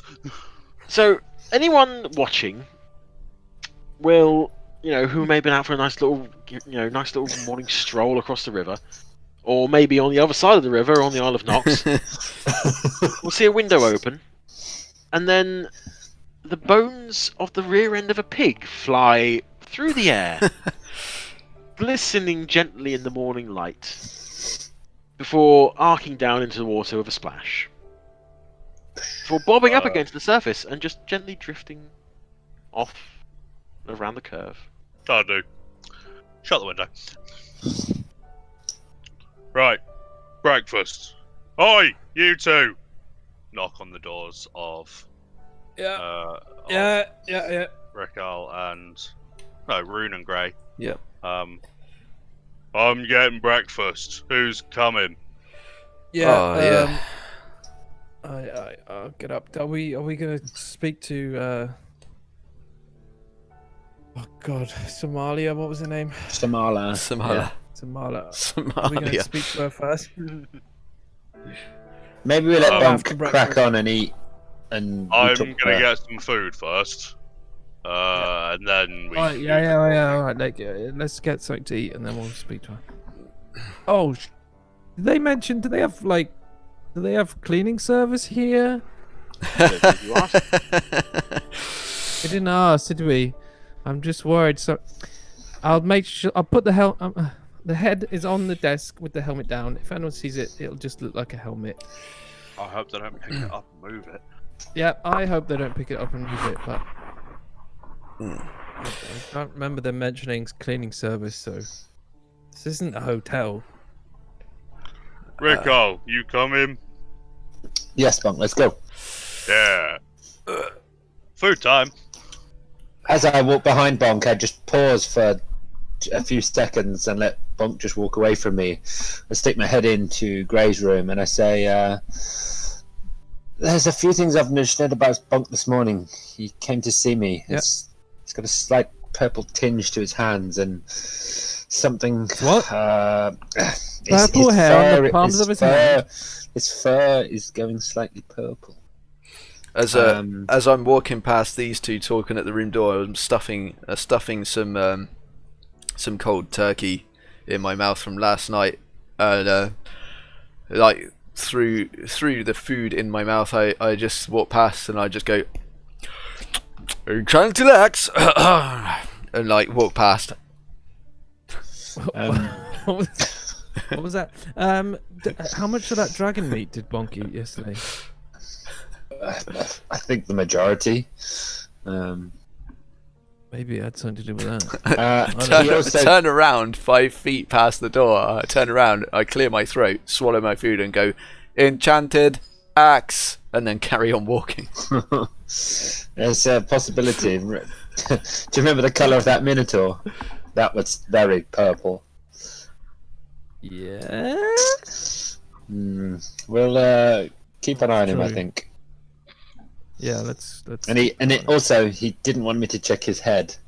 I think there's something there as well. All right. But We'll yeah, keep an eye just thought I'd let you know. And we Okay. go down, head down for breakfast. So yeah, you make your way down the 2 flights of stairs, and indicated to you previously by Jinx, and at the bottom of the stairs it opens up into a not exactly a low ceilinged cellar, but it's rather more cozy than the bigger rooms upstairs. Bonk, you still have no problem clearing, with head clearance. But yeah, so this is mostly kind of big, large grey stoned flagstones on the floor. There is long rows of benches all set along here in uniform. Along one side of the wall, there is lots of activity whilst cooking is going on. There seems to be a flue chimney going up through the ceiling, and then outside over there, where all the cook fires are underneath. There's a few people down here already. There seems to be a tabaxi over in the corner eating by themselves. A couple of humans. No one's in armor or with weapons or anything like that. They've just sat around either talking or just eating their food. There's a long bench over by where the cook station is, and it's got big platters of food strewn across it. Loads and loads of different types. There's lots of vegetables and stuff like that over one end for if anyone is a vegetarian option. But other than that, it's kind of black pudding, bacon, sliced ham, eggs, all sorts of breakfast foods. As we sit down and I finish the turkey that I brought down and start loading my plate up with stuff from the from the buffet, kind of lean across to the guys and go, by the way, can you remember the name of the that shop that we were led to? The helpful one. The helpful shop? Yeah, you remember there was a little shop in the back streets after we came out of Dundragon's marvelous weapons and items. It was the smaller old lady, wasn't it? Gertrude's trinkets. Gertrude. Trinkets. That's the one. Okay. Thank you. I've got a couple of places I need to visit before I go anywhere today. So I will. Yeah, I will do that. We don't really have a plan for today, do we? Well, can I leave you guys with the talking to Samala? Sure. I mean, I don't think there's much more I can add to that. We all saw the same thing. The only thing that I would say is for anyone that comes into contact with this investigation to be wary of speaking his name. That's all I would add. I might go with Rune, if that's all right with you. I'm not very good at the whole talking to people thing. And I want to do some shopping as well. I believe I need to introduce you to the Temple of Korod too. Yes. So maybe we can do that. Yes, you do. Because that sounds like an amazing time. We will do that and work up an appetite for brunch. I like that idea. Shopping, fighting, brunch. Excellent. Yeah, that sounds good. Cool. So I stuff my face full of a bit more food, and then I get up to go and talk to Jinx. Okay. Oh, I picked up an entire platter of bacon, by the way. I didn't grab a plate. I just picked up a platter. Did the classic of put some on a plate and put the plate back and take the rest? Pretty much. Yeah, so as you do that, you kind of pick up the platter, and one of the cooks behind there, he kind of glances over and does a double take, like, well, you can't do it, and he looks at the side. You're like, you know what? Never mind. That's fine. Thank you. I just wander back over and just plonk it down on the bench. He runs back over. He's like, we need. What have you taken out of interest? Bacon. Bacon. Yeah, he runs back over. He's, we need more bacon. Bacon. Get more bacon. Okay. I know we just put some out. We need more bacon. Okay. Thank you. Big wave to the cook. Mostly evil glares back. I probably wouldn't have noticed them. No. Oh, sorry. Remind me of the name of the captain that we met last night. That was Grishnag. Grishnag. Yep. How the fuck am I spelling that? However you want, Bonk. That is Grishnag. Oh, Grishnag. Okay. I thought it was. Yeah. Grishnag. She is a Goliath. Change it just enough to avoid lawsuits. I like that. Yeah. Why? Captain What? of the Brother Guard. What's that? What is that like? I'm fairly sure Grishnag is one of the more prominent orcs in Lord of the Rings. Oh, really? And he's also Count Grishnag, who took his name from Lord of the Rings, is Varg Vikernes from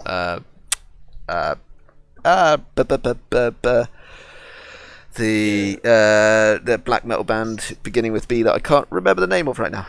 Bathory? No. There we go. That's the only one I know. Burzum. Yeah, right, Grishnag. Burzum. You are indeed correct about Grishnag, the orc Yeah. captain of Mordor. There we go. Indeed. I was not aware. Did you not know that name? Ooh. Wow, that is an amazing coincidence.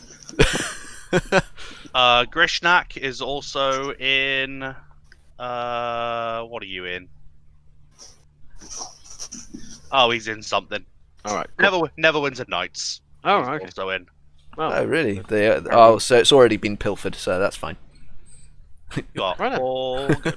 moving on. Moving Moving away from copyright infringement. Yeah. Yeah. So yeah, Grishnak was her name. Okay, cool. Wonderful. Thank you. Yeah, so I get to see Jinx. Okay. Yep. So Jinx is there. Different outfit now. She's a bit, a little bit more subdued than she was yesterday, but her hair is still two-tone and fabulous. Wonderful. She looks up and you guys, I was going to be calling for you later. Ah, wonderful. Well, I have some errands to run today. I was hoping you could give me some pointers. And I open up the map. Yep. And I say, so I am already aware of Binks's potions, Dundragon's marvelous weapons and items, and Gertrude's trinkets. Are there any other purveyors of magical goods that you could point me towards? I'm looking for a particular item. Oh well, what kind of item are you looking for? Well, I am looking for an item like a collar. But a collar that has a disguise enchantment on it. As soon as you say collar, she kind of looks you up and down. She's like, well, I'm not one to judge. So, I mean, I would usually use a hat, but I already wear a pretty dapper one that has some fancy utility, so... You don't have to explain yourself to me. Okay. Sweetheart, okay, whatever floats your boat, it had nothing to do with me, alright? Oh, wonderful. Now, when it comes to custom magical items, there aren't too many people who could do that kind of thing, who run a shop. Generally speaking, they don't make the things they sell. They get them in, or they find them, or they get given them, or they steal them. I don't judge. Whatever you want to do. Of course. If you want a magical item made, there's probably somebody in the tower that could do it for you for a price, or maybe a favor. Oh, the mages, the Britha Tower itself. That's the one. The city is named after it. Okay, that is interesting. I did not know that they would. Well, I suppose they would. Wonderful. Okay, great. Well, that's good. If you guys are interested, I got a job for you. Oh, we are always interested in jobs. Right, well, in fact, it will take you to the tower. So maybe while you're there, you could speak to somebody about what you're after. Of course. Do you want the details now, or do you want the rest of your four phoenix, or whatever it's called here as well? Perhaps it would be best to have everyone present. I'll, Bonk, would you mind gathering the guys? I can do that. Aye! You're currently upstairs on the hallway. They're downstairs in the cellar at breakfast. I'll be right back. And I'm gonna go down to them. Just get to the door and just shout, "Oi!" Also, please remind me. There is a stable run by someone called Paniston. That is in Milk Street, right? Yeah. A lot of people here. They go there. Right. So I need to go there. I need to go there. I need to go to the Temple of Court, which I already know where that is. So wonderful. Thank you very much. And No worries. I guess we Now, wait. This job may be time sensitive, so if you're gonna do stuff, you might want to do it as quickly as possible. Okay. Oh, okay. Yeah, that's fine. We are all about expediency. Sure. I think we probably would have made our way upstairs by now. Yeah. The rather loud Bugbear shouting at you from across the room would probably make that go a little quickly. So yeah, you So, are you gonna say that you want the details of the job now? Or are you gonna? Yeah, sure. Okay. We'll take the. If you've got a job for us now, then. Yes. Right then. So one of our regular customers up at the tower wants you to find something for them. You need to go and speak to Relvas Glinkum over at the tower. He's got a job for you. You gotta go and find him. Well, he doesn't actually say what you gotta go find him. More details will be presented when you see him. You will be paid the standard amount for your level, which is Neophyte, which is 100 gold pieces each. Any expenses that you have to outlay on this come out your own pocket. Alright? Just want to make that clear. Well, Can you repeat his name, please? That was Relvass. He is Relvass. Just ask for him at the desk. They'll tell you where he is. wonderful. Thank you very much. Alright, so he is going to be waiting on you guys. So don't keep him waiting. Alright? I don't think that'll be a Okay. problem. Thank you. Alright. And my horse is still in the stables, yeah? Yeah, we got our own stables here. Alright, just go around the back. We got our own. He's gonna be there. He's gonna be taken care of. It's fine. If you want to buy another horse, then you go down to Pentest, like you said. Excellent. Thank you very much. Right. Anything else? Guys, just I'm gonna done. be like taking up real estate in front of my desk. Or are you gonna fuck off? Now we're going to, as you so wonderfully put it, fuck off. Wonderful. I've got a question beforehand. Yes. I would like some gloves, but I don't know where to get any. Do you have any idea who would make some gloves for, someone of my size? Well, yeah, someone of your size isn't that actually as uncommon as you might think. You know, we got Goliaths, we got half-orcs, we got an ogre on the roster. Although I haven't seen him for a while, actually, now to come to think of it. But yeah, now, if you go and speak to Michaela next door, then she'll probably be able to help you. Michaela. That will be at Michaela's Magnificent Market. Gotcha. That one. Yep. No worries. That sounds doable. Thank you. No worries. Is there anything else? Are you sure I can't have my horns? If you don't stop asking about those motherfucking horns, I'm gonna get them down here and break Going, in front I'm of you. going, I'm going, I'm going. Jesus, shove the fucking horns up his ass. You couldn't reach. I'm sure I could get a fucking stepladder. With that, I guess we leave. Yeah. To where you go? The magnificent. Michaela's already forgot the Magnificent fucking Market. Michaela's Magnificent Market. That's No, orange. just round the one, isn't corner. it? One. Yeah, it's just around the corner. Right. Yeah, so What's the matter, go- Bonk? You want some gloves? Yeah. I got a bit of an issue with my hands. Oh right. Okay. So I thought I might wear some gloves, you know. All that lifting heavy stuff. Mhm. And you know, maybe it'll be cold wherever we've got to go. You know. Yeah. Yeah, I just want some gloves, okay? All right. All right. While this is happening, I'm just gonna say, guys, I'm just gonna go and see a man about a horse real quick. I'll meet you at the tower. Okay. So I go around to the stables and see the stable hand and get him to give me go and get Svitani for me. Yep. And I mount Svitani and I ride down to Paniston's stables. So that's the red one down in Milk Street, which is actually just across the road from the Temple of Cord. Yep. Ah. Yeah, that's a good point. If I'm going down to Milk Street, then I should probably take Bonk with me. So I might wait for him to get his gloves. All right. So Bonk, are you entering the abode of Michaela's magnificent market?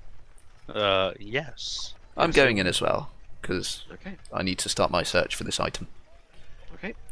So you enter. Well, as you approach the building initially, it is a four-story building. Seems to be quite thin at the front, but it's quite tall. And along the front, in magical neon, you have the word Michaela's in kind of script. It's very, very, very like flamboyant. As you enter the door, there is instead of a ding-a-ling-a-ling sound, it is a kind of a soft susurration. Using some fancy words today, are we? Yes, we are. Um, Because Bonk's got no fucking clue what they mean. well, luckily, I didn't say them to Bonk. I sent to you. Well, that's alright then, isn't it?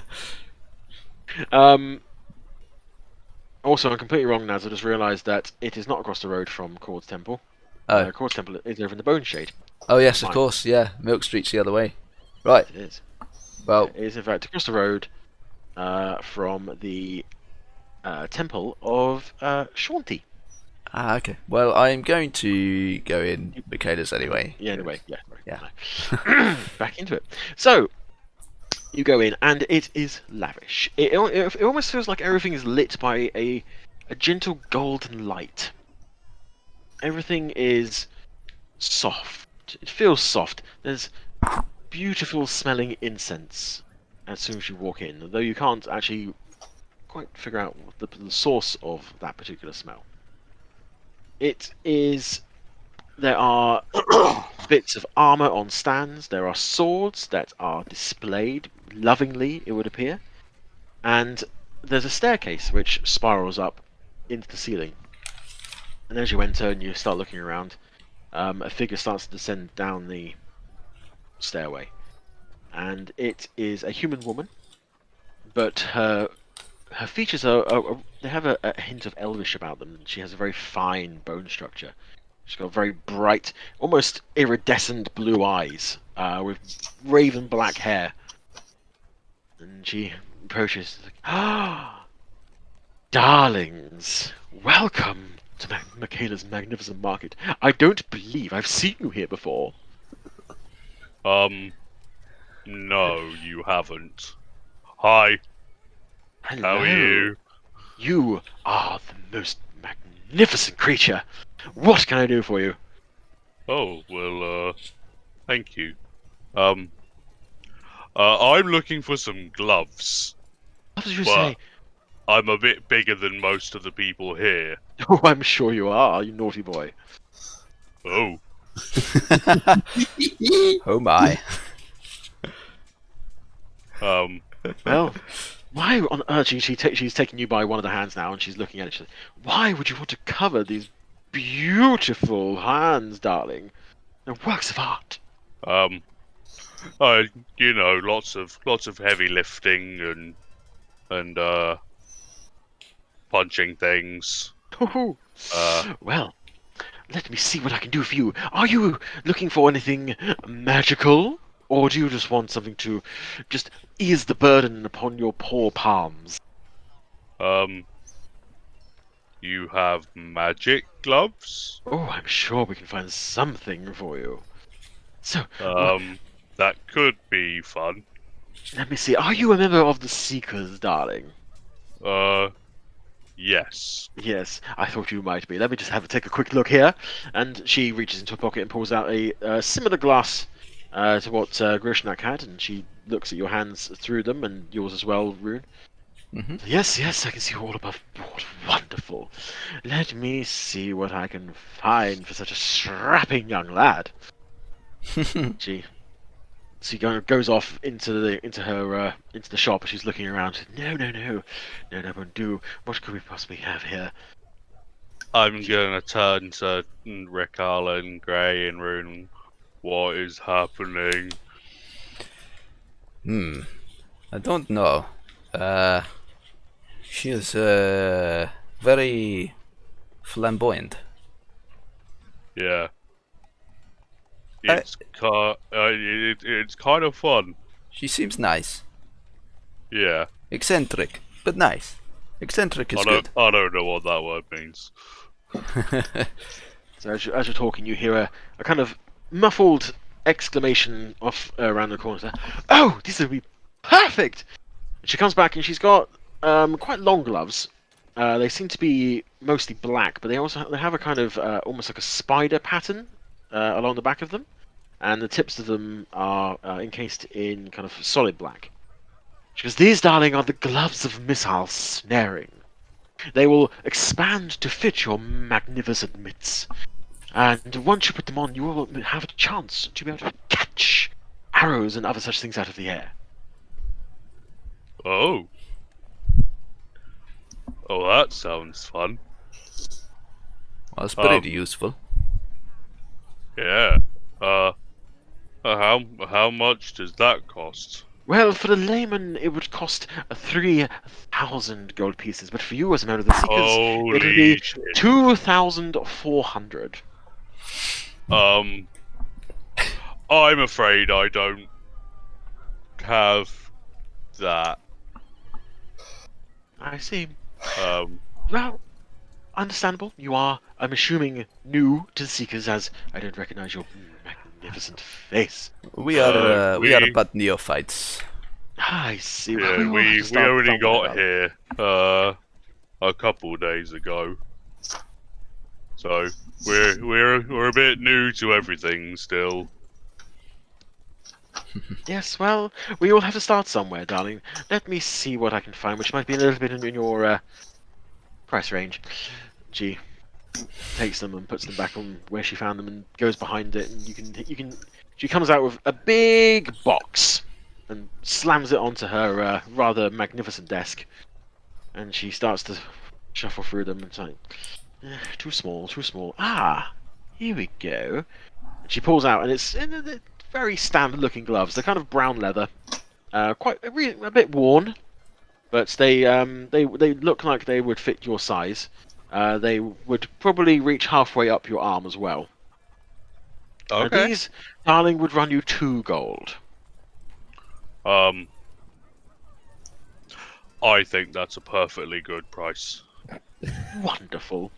Now, let me see. Is there anything else I can interest any of you in? I know, darlings, I'm sorry, I've been ignoring you. Is there anything I can help any of you with?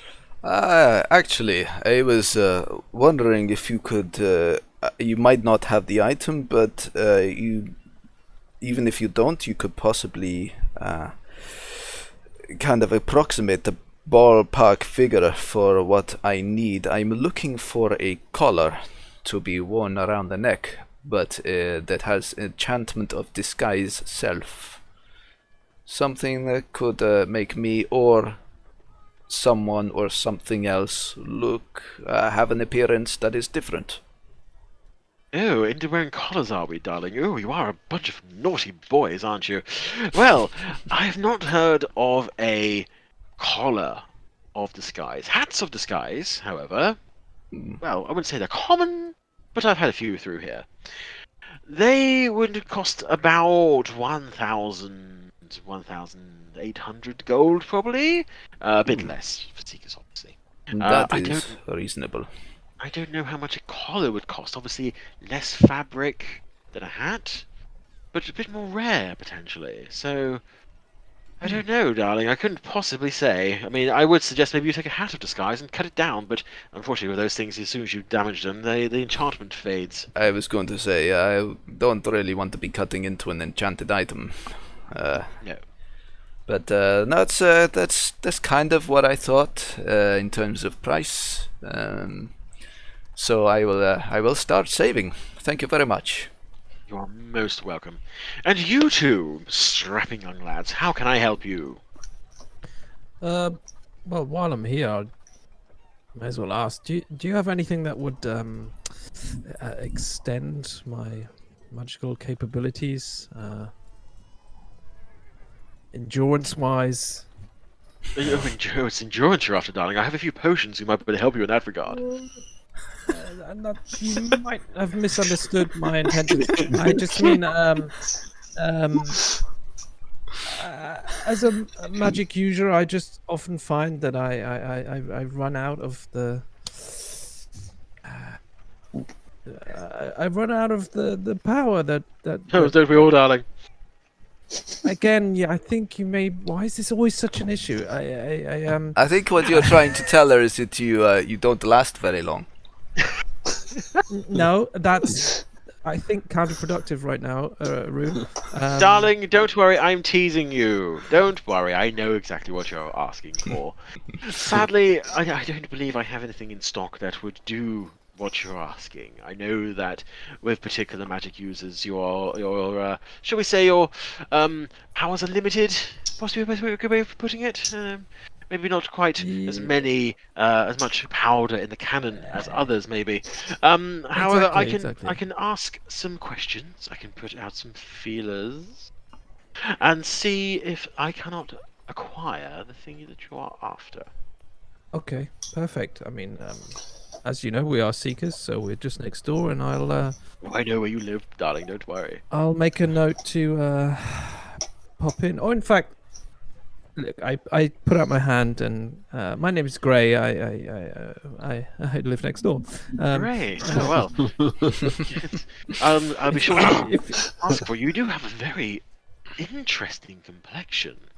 Yeah, that's a completely different issue altogether. If you happen to find anything that you think would interest me, would it be possible just to pass on a message to the desk next door so they can let me know, and then I'll pop back? Yes, if I find anything that interests you, darling, I'll be sure to hit you up. Well, Lovely, if lovely. Thank you very much. that's a service you offer. The same for me. My name is Rune Fenris, and I extend my hand as well. Rune Fenris, a very exotic surname, Rune. You're not from around these parts, are you? No, I am. I'm afraid I am from far away. Indeed. Yes. I believe you are, aren't you? Anyway, yes. And you, my big strapping fellow, what was your name? Rical, nice to meet you. You. I was not speaking to you, but that's fine, darling. Rical, it's a pleasure to meet you. Now, my big fairy friend here, what is your name? Hi, yes, my name's Garran. Cairon. You can call me Garran, you can call me T, or you can call me Bonk. Bonk, you say? Yes. Oh. I do say, you are quite the party, aren't you? Oh, I do try. well, Mr. Rical, wasn't it? Can I interest you in anything? Anything at all? There was one thing I've been potentially looking for recently. We on our adventures so far, I've always struggled when we've gone into an underground structure, a cave, a mine we were in recently, just south of here. I always struggled to see within the dark. Now I have a small spell that I can light the way, but it quite often reveals ourselves to any potential enemy or any threats to us. So is there anything you would have that would give me a temporary dark vision or something of this sort of ability? That is an interesting question, and it's very strange. I have not had that asked of me before. Let me have a look and see what we have in the catalogue. And she bustles off again. She disappears into a back office this time. And she's having a look around. While she's gone, I say to the guys, we need to raise our rank as quickly as possible so that we can start getting some money, getting paid a little bit better. Shit, I need 100 some gold money. for a job is I can't keep carrying Nadia around on my chest all the time. She is getting so big.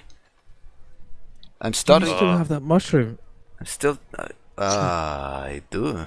Oh, I do.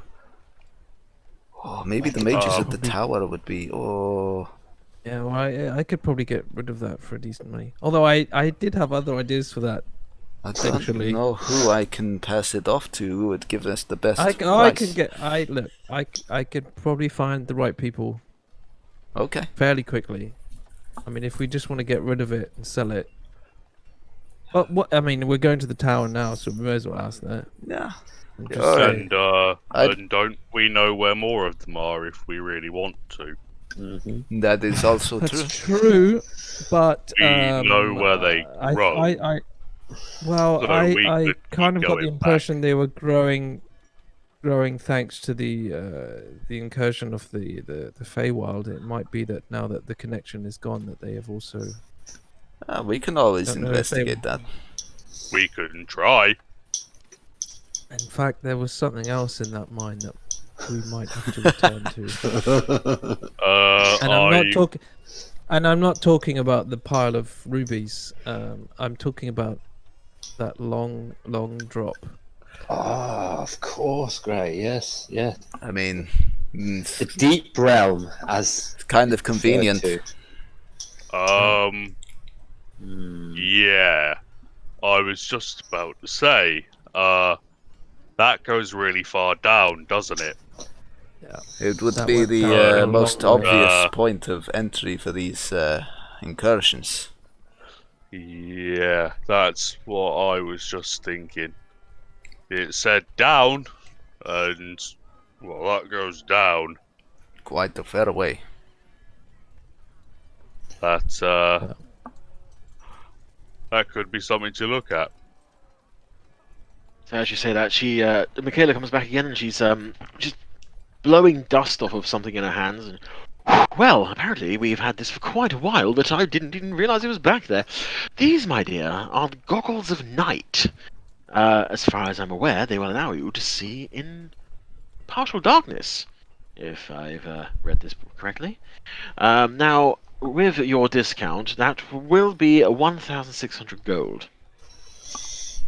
It's a fair price, madam. It's certainly something that our funds are low at the moment, but we are working to gain funds. We're endeavours certainly. If you could, I'm not saying hold it for me, but it seems that you haven't sold it till now. I will come back for this. Darling, I barely even knew they were there. So it's probably not going to be too much of a boon to hold on to it for you. But yes, I will. I'll keep it back here. Don't worry. If anyone else comes in looking for it, well, unless they're willing to pay full price, it will be holding for you. Thank you. Thank you very much. Wonderful. You are very kind. Thank I've you been very told much. so, yes. So, and now is there anything else I can interest you in? We have, well, considering that you don't have a great deal of money, but perhaps this wouldn't be really in your price range. We have a few interesting things. We have a drift globe that will help with your light problem, but it would draw attention to you, as you suggested. Really, other than that, the cheapest thing we have is this mithril plate, and I don't think that's really within your price range. Just out of curiosity, how much is that? Mithril plate, darling. Well, as you can see, the workmanship on this is exquisite. Yes, that would cost you 1,940 with your discount. That's pretty damn good. I mean, I know good mithril plate. I've seen it on the battlefield, and that shit's crazy. Indeed. Well, now I'm conflicted. No, I need the color of this sky more than I need that. Yeah, I will start saving. If you could kind of, ask around, see if anyone either has something like that or could make it. I will certainly look into it for you. In the meantime, if you wish to make your own inquiries, I would recommend inquiring at the tower. Yeah, we were about to go there, so. Oh, I see. Excellent. Well, there are a great many fantastic mines up there. Some of them are particularly good with their hands as well, in more ways than one. Okay. Well, you have been wonderful, Michaela. Thank you so much for Wouldn't be the first to have said that. your help. Well. Okay. I don't know what to say to that. Oh my dear, I've never seen an Aasimar blush before. This is amazing. Anyway, off with you now. I'm busy. If I hear anything, I'll know where to find you, darlings. Don't worry. Thank you. I give her a curt head bow and walk out, flustered. I think we all do. I will awkwardly wave. Say thank you very much. It was very nice meeting you. And you, all of you as well, darlings. I look forward to a long and profitable relationship. I as the others get outside, I'm mounting up on Svetani. Okay. And I say, I'll meet you all at the tower. I'll be there very soon. And I kick off towards Milk Street. Okay. Yep. So it's not very far, especially on horse. Obviously, yeah. The streets are, people are starting to wake up now. People are moving around a bit more, so you can't exactly go at full gallop. But it's not like you're wanting to charge down there at a particularly fast pace anyway. So yeah, you go out. You come out the gates of Milk Street. See the rolling plains out in front of you. The fort, a few houses, and the large stable that is your destination. And pulling up outside, there is a stable boy out there. He seems to be rubbing a particular horse down. As he hears your approach and looks around, he gives you just a kind of a nod. Okay, I dismount and walk up to him, and I say, "Greetings. I am looking for Paniston." Paniston's not here right now. What can I help you with? I am in the market for a warhorse. I need something big and angry. Big and angry, right? Well, we got 2 war horses in the moment. I can show them to both of you if you like. Yes, just please. Round here. He puts a feed bag on the horse he's dealing with and dusts his hands off and walks you around the corner.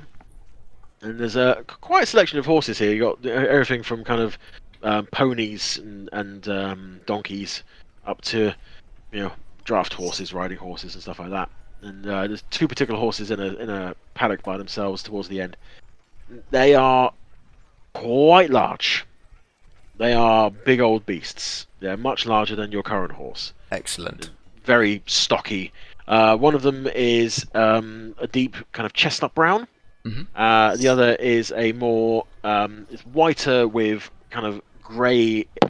I want to say edges, but it's not quite right. Kind of grey around the mouth and on the hooves, kind of leading up from there upwards. Mm-hmm. So it starts off grey and then goes into white from the main body. It's got a kind of a black / grey mane as well.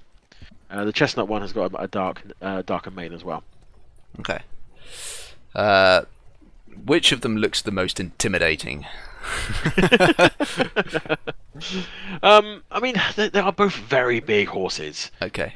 If you want, I mean, they are of a similar size. The lad you're speaking to is like, well, this one over here, and he points to the white one. And he goes, a bit more of a fiery temper. We've had a few people try and ride him, and it didn't work out too well for him because they weren't able to hold him. He seems to respect people more if they can actually, take control. Right. Okay. I walk up to the. You said the white one, yeah? Yeah. And I start kind of patting his muzzle and like talking to him in not soft, kind of authoritative tones, but also, being quite soft but gentle, if you know what I mean. Indeed, yes. Yeah. I get it. Okay. So you walk up. It's not paying you a great deal of attention. Obviously, you are interacting with it, but it's just. May I try to ride it around your paddock?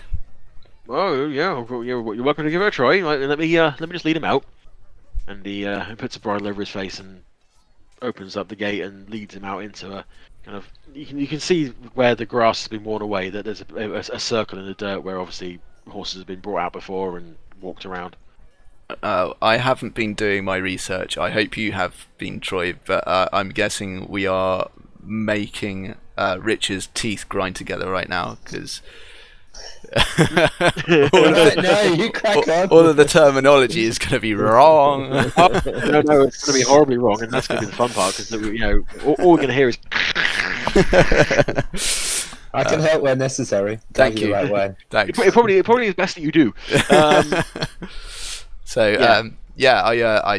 I guess I try to mount the horse. Before I do that, I say now they don't already have names, do they? No, we don't tend to name them because it's up to the customer what they want to call them, and also if we name them, then we occasionally get attached to them. We don't want that, do we? That is absolutely fair. Okay, so, and I put one foot in the stirrup, and grab the saddle in the proper way, and pull myself up and over. All right then. Yep. So it allows you to get up in the saddle. Okay, and I start. I don't gently do it.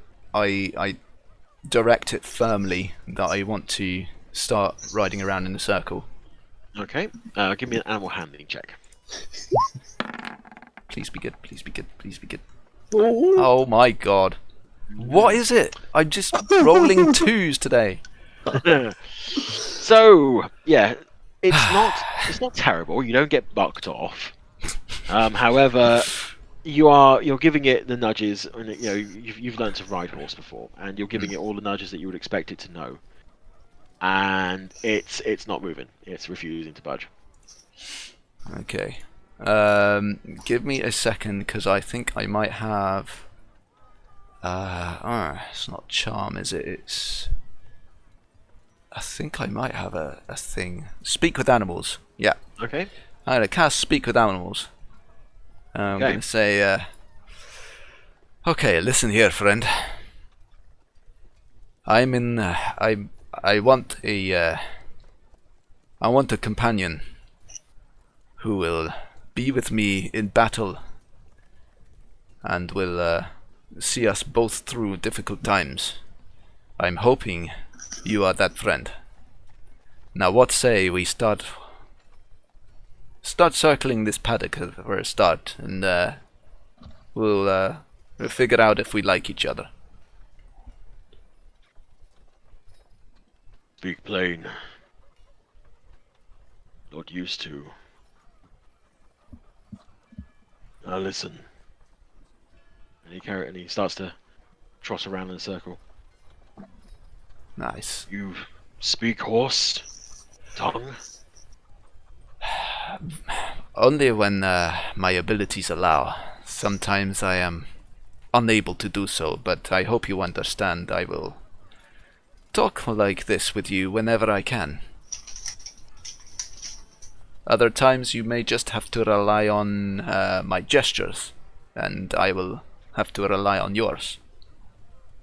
If we have an accord, then I think a partnership can be struck up. You earn respect from me. Otherwise, I kick. I think that is fair enough. I only ask the same in return. But I will not kick you. You are bigger than me. Me bigger. You smaller. You remember. I remember. We treat each other with the proper respect, and I think we'll get along famously. Yeah, so from that point you give him nudges and all the correct kind of movements, and he responds to your actions and your commands. Excellent. So after a bit of riding around and getting used to the feel of his muscularity and his just the way he moves and my balance and all that kind of thing, I kind of lead him back to the stable and get off, and I say to the stable hand, I say, how much? Well, that one will set you back 400 gold. And if I trade in my current steed? Is that one you rode up on? Yeah, her name is Svitani. Right. Well, that's lovely. Right then. So let's have a look at her.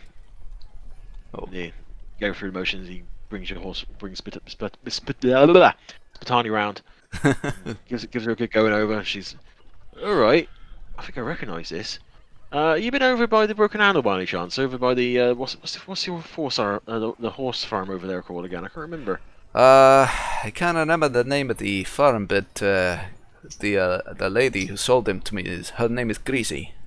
Oh, Greasy, that's right. I recognise this stock. Yeah.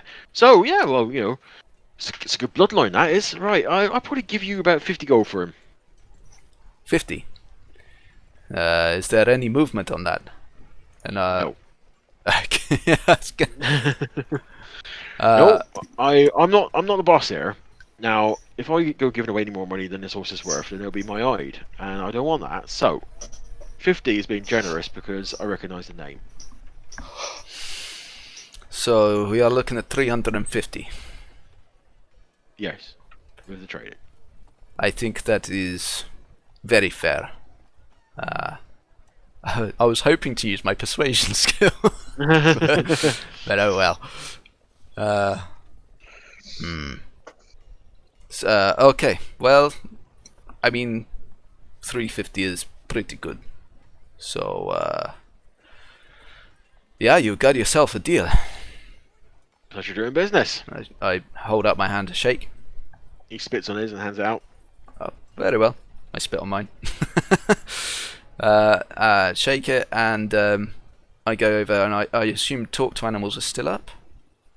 Yes, I think that's for 10 minutes, isn't it? Yeah, I think so. Yep. So I go over, and as I'm unbridling Svitani, I say, well, it's, I know that our time together was short, but I'm heading into dangerous situations, and I would much rather you into an owner who could give you the care that you deserve. You are a wonderful horse. Not known you very long, but kind. Hey, spread the word. I give him or her. I can't remember if it's him or her. A pat down the flanks, and say goodbye. And then I take my new horse, and I say, "Great steed. I name you Kolos." And then Name strong. it is the strongest name I could think of. And I mount up and ride towards the tower. As you hop up on your horse and speed towards the tower on your new colossal horse, that is where we'll call it for the evening. Yeah. Oh, sorry guys. Don't-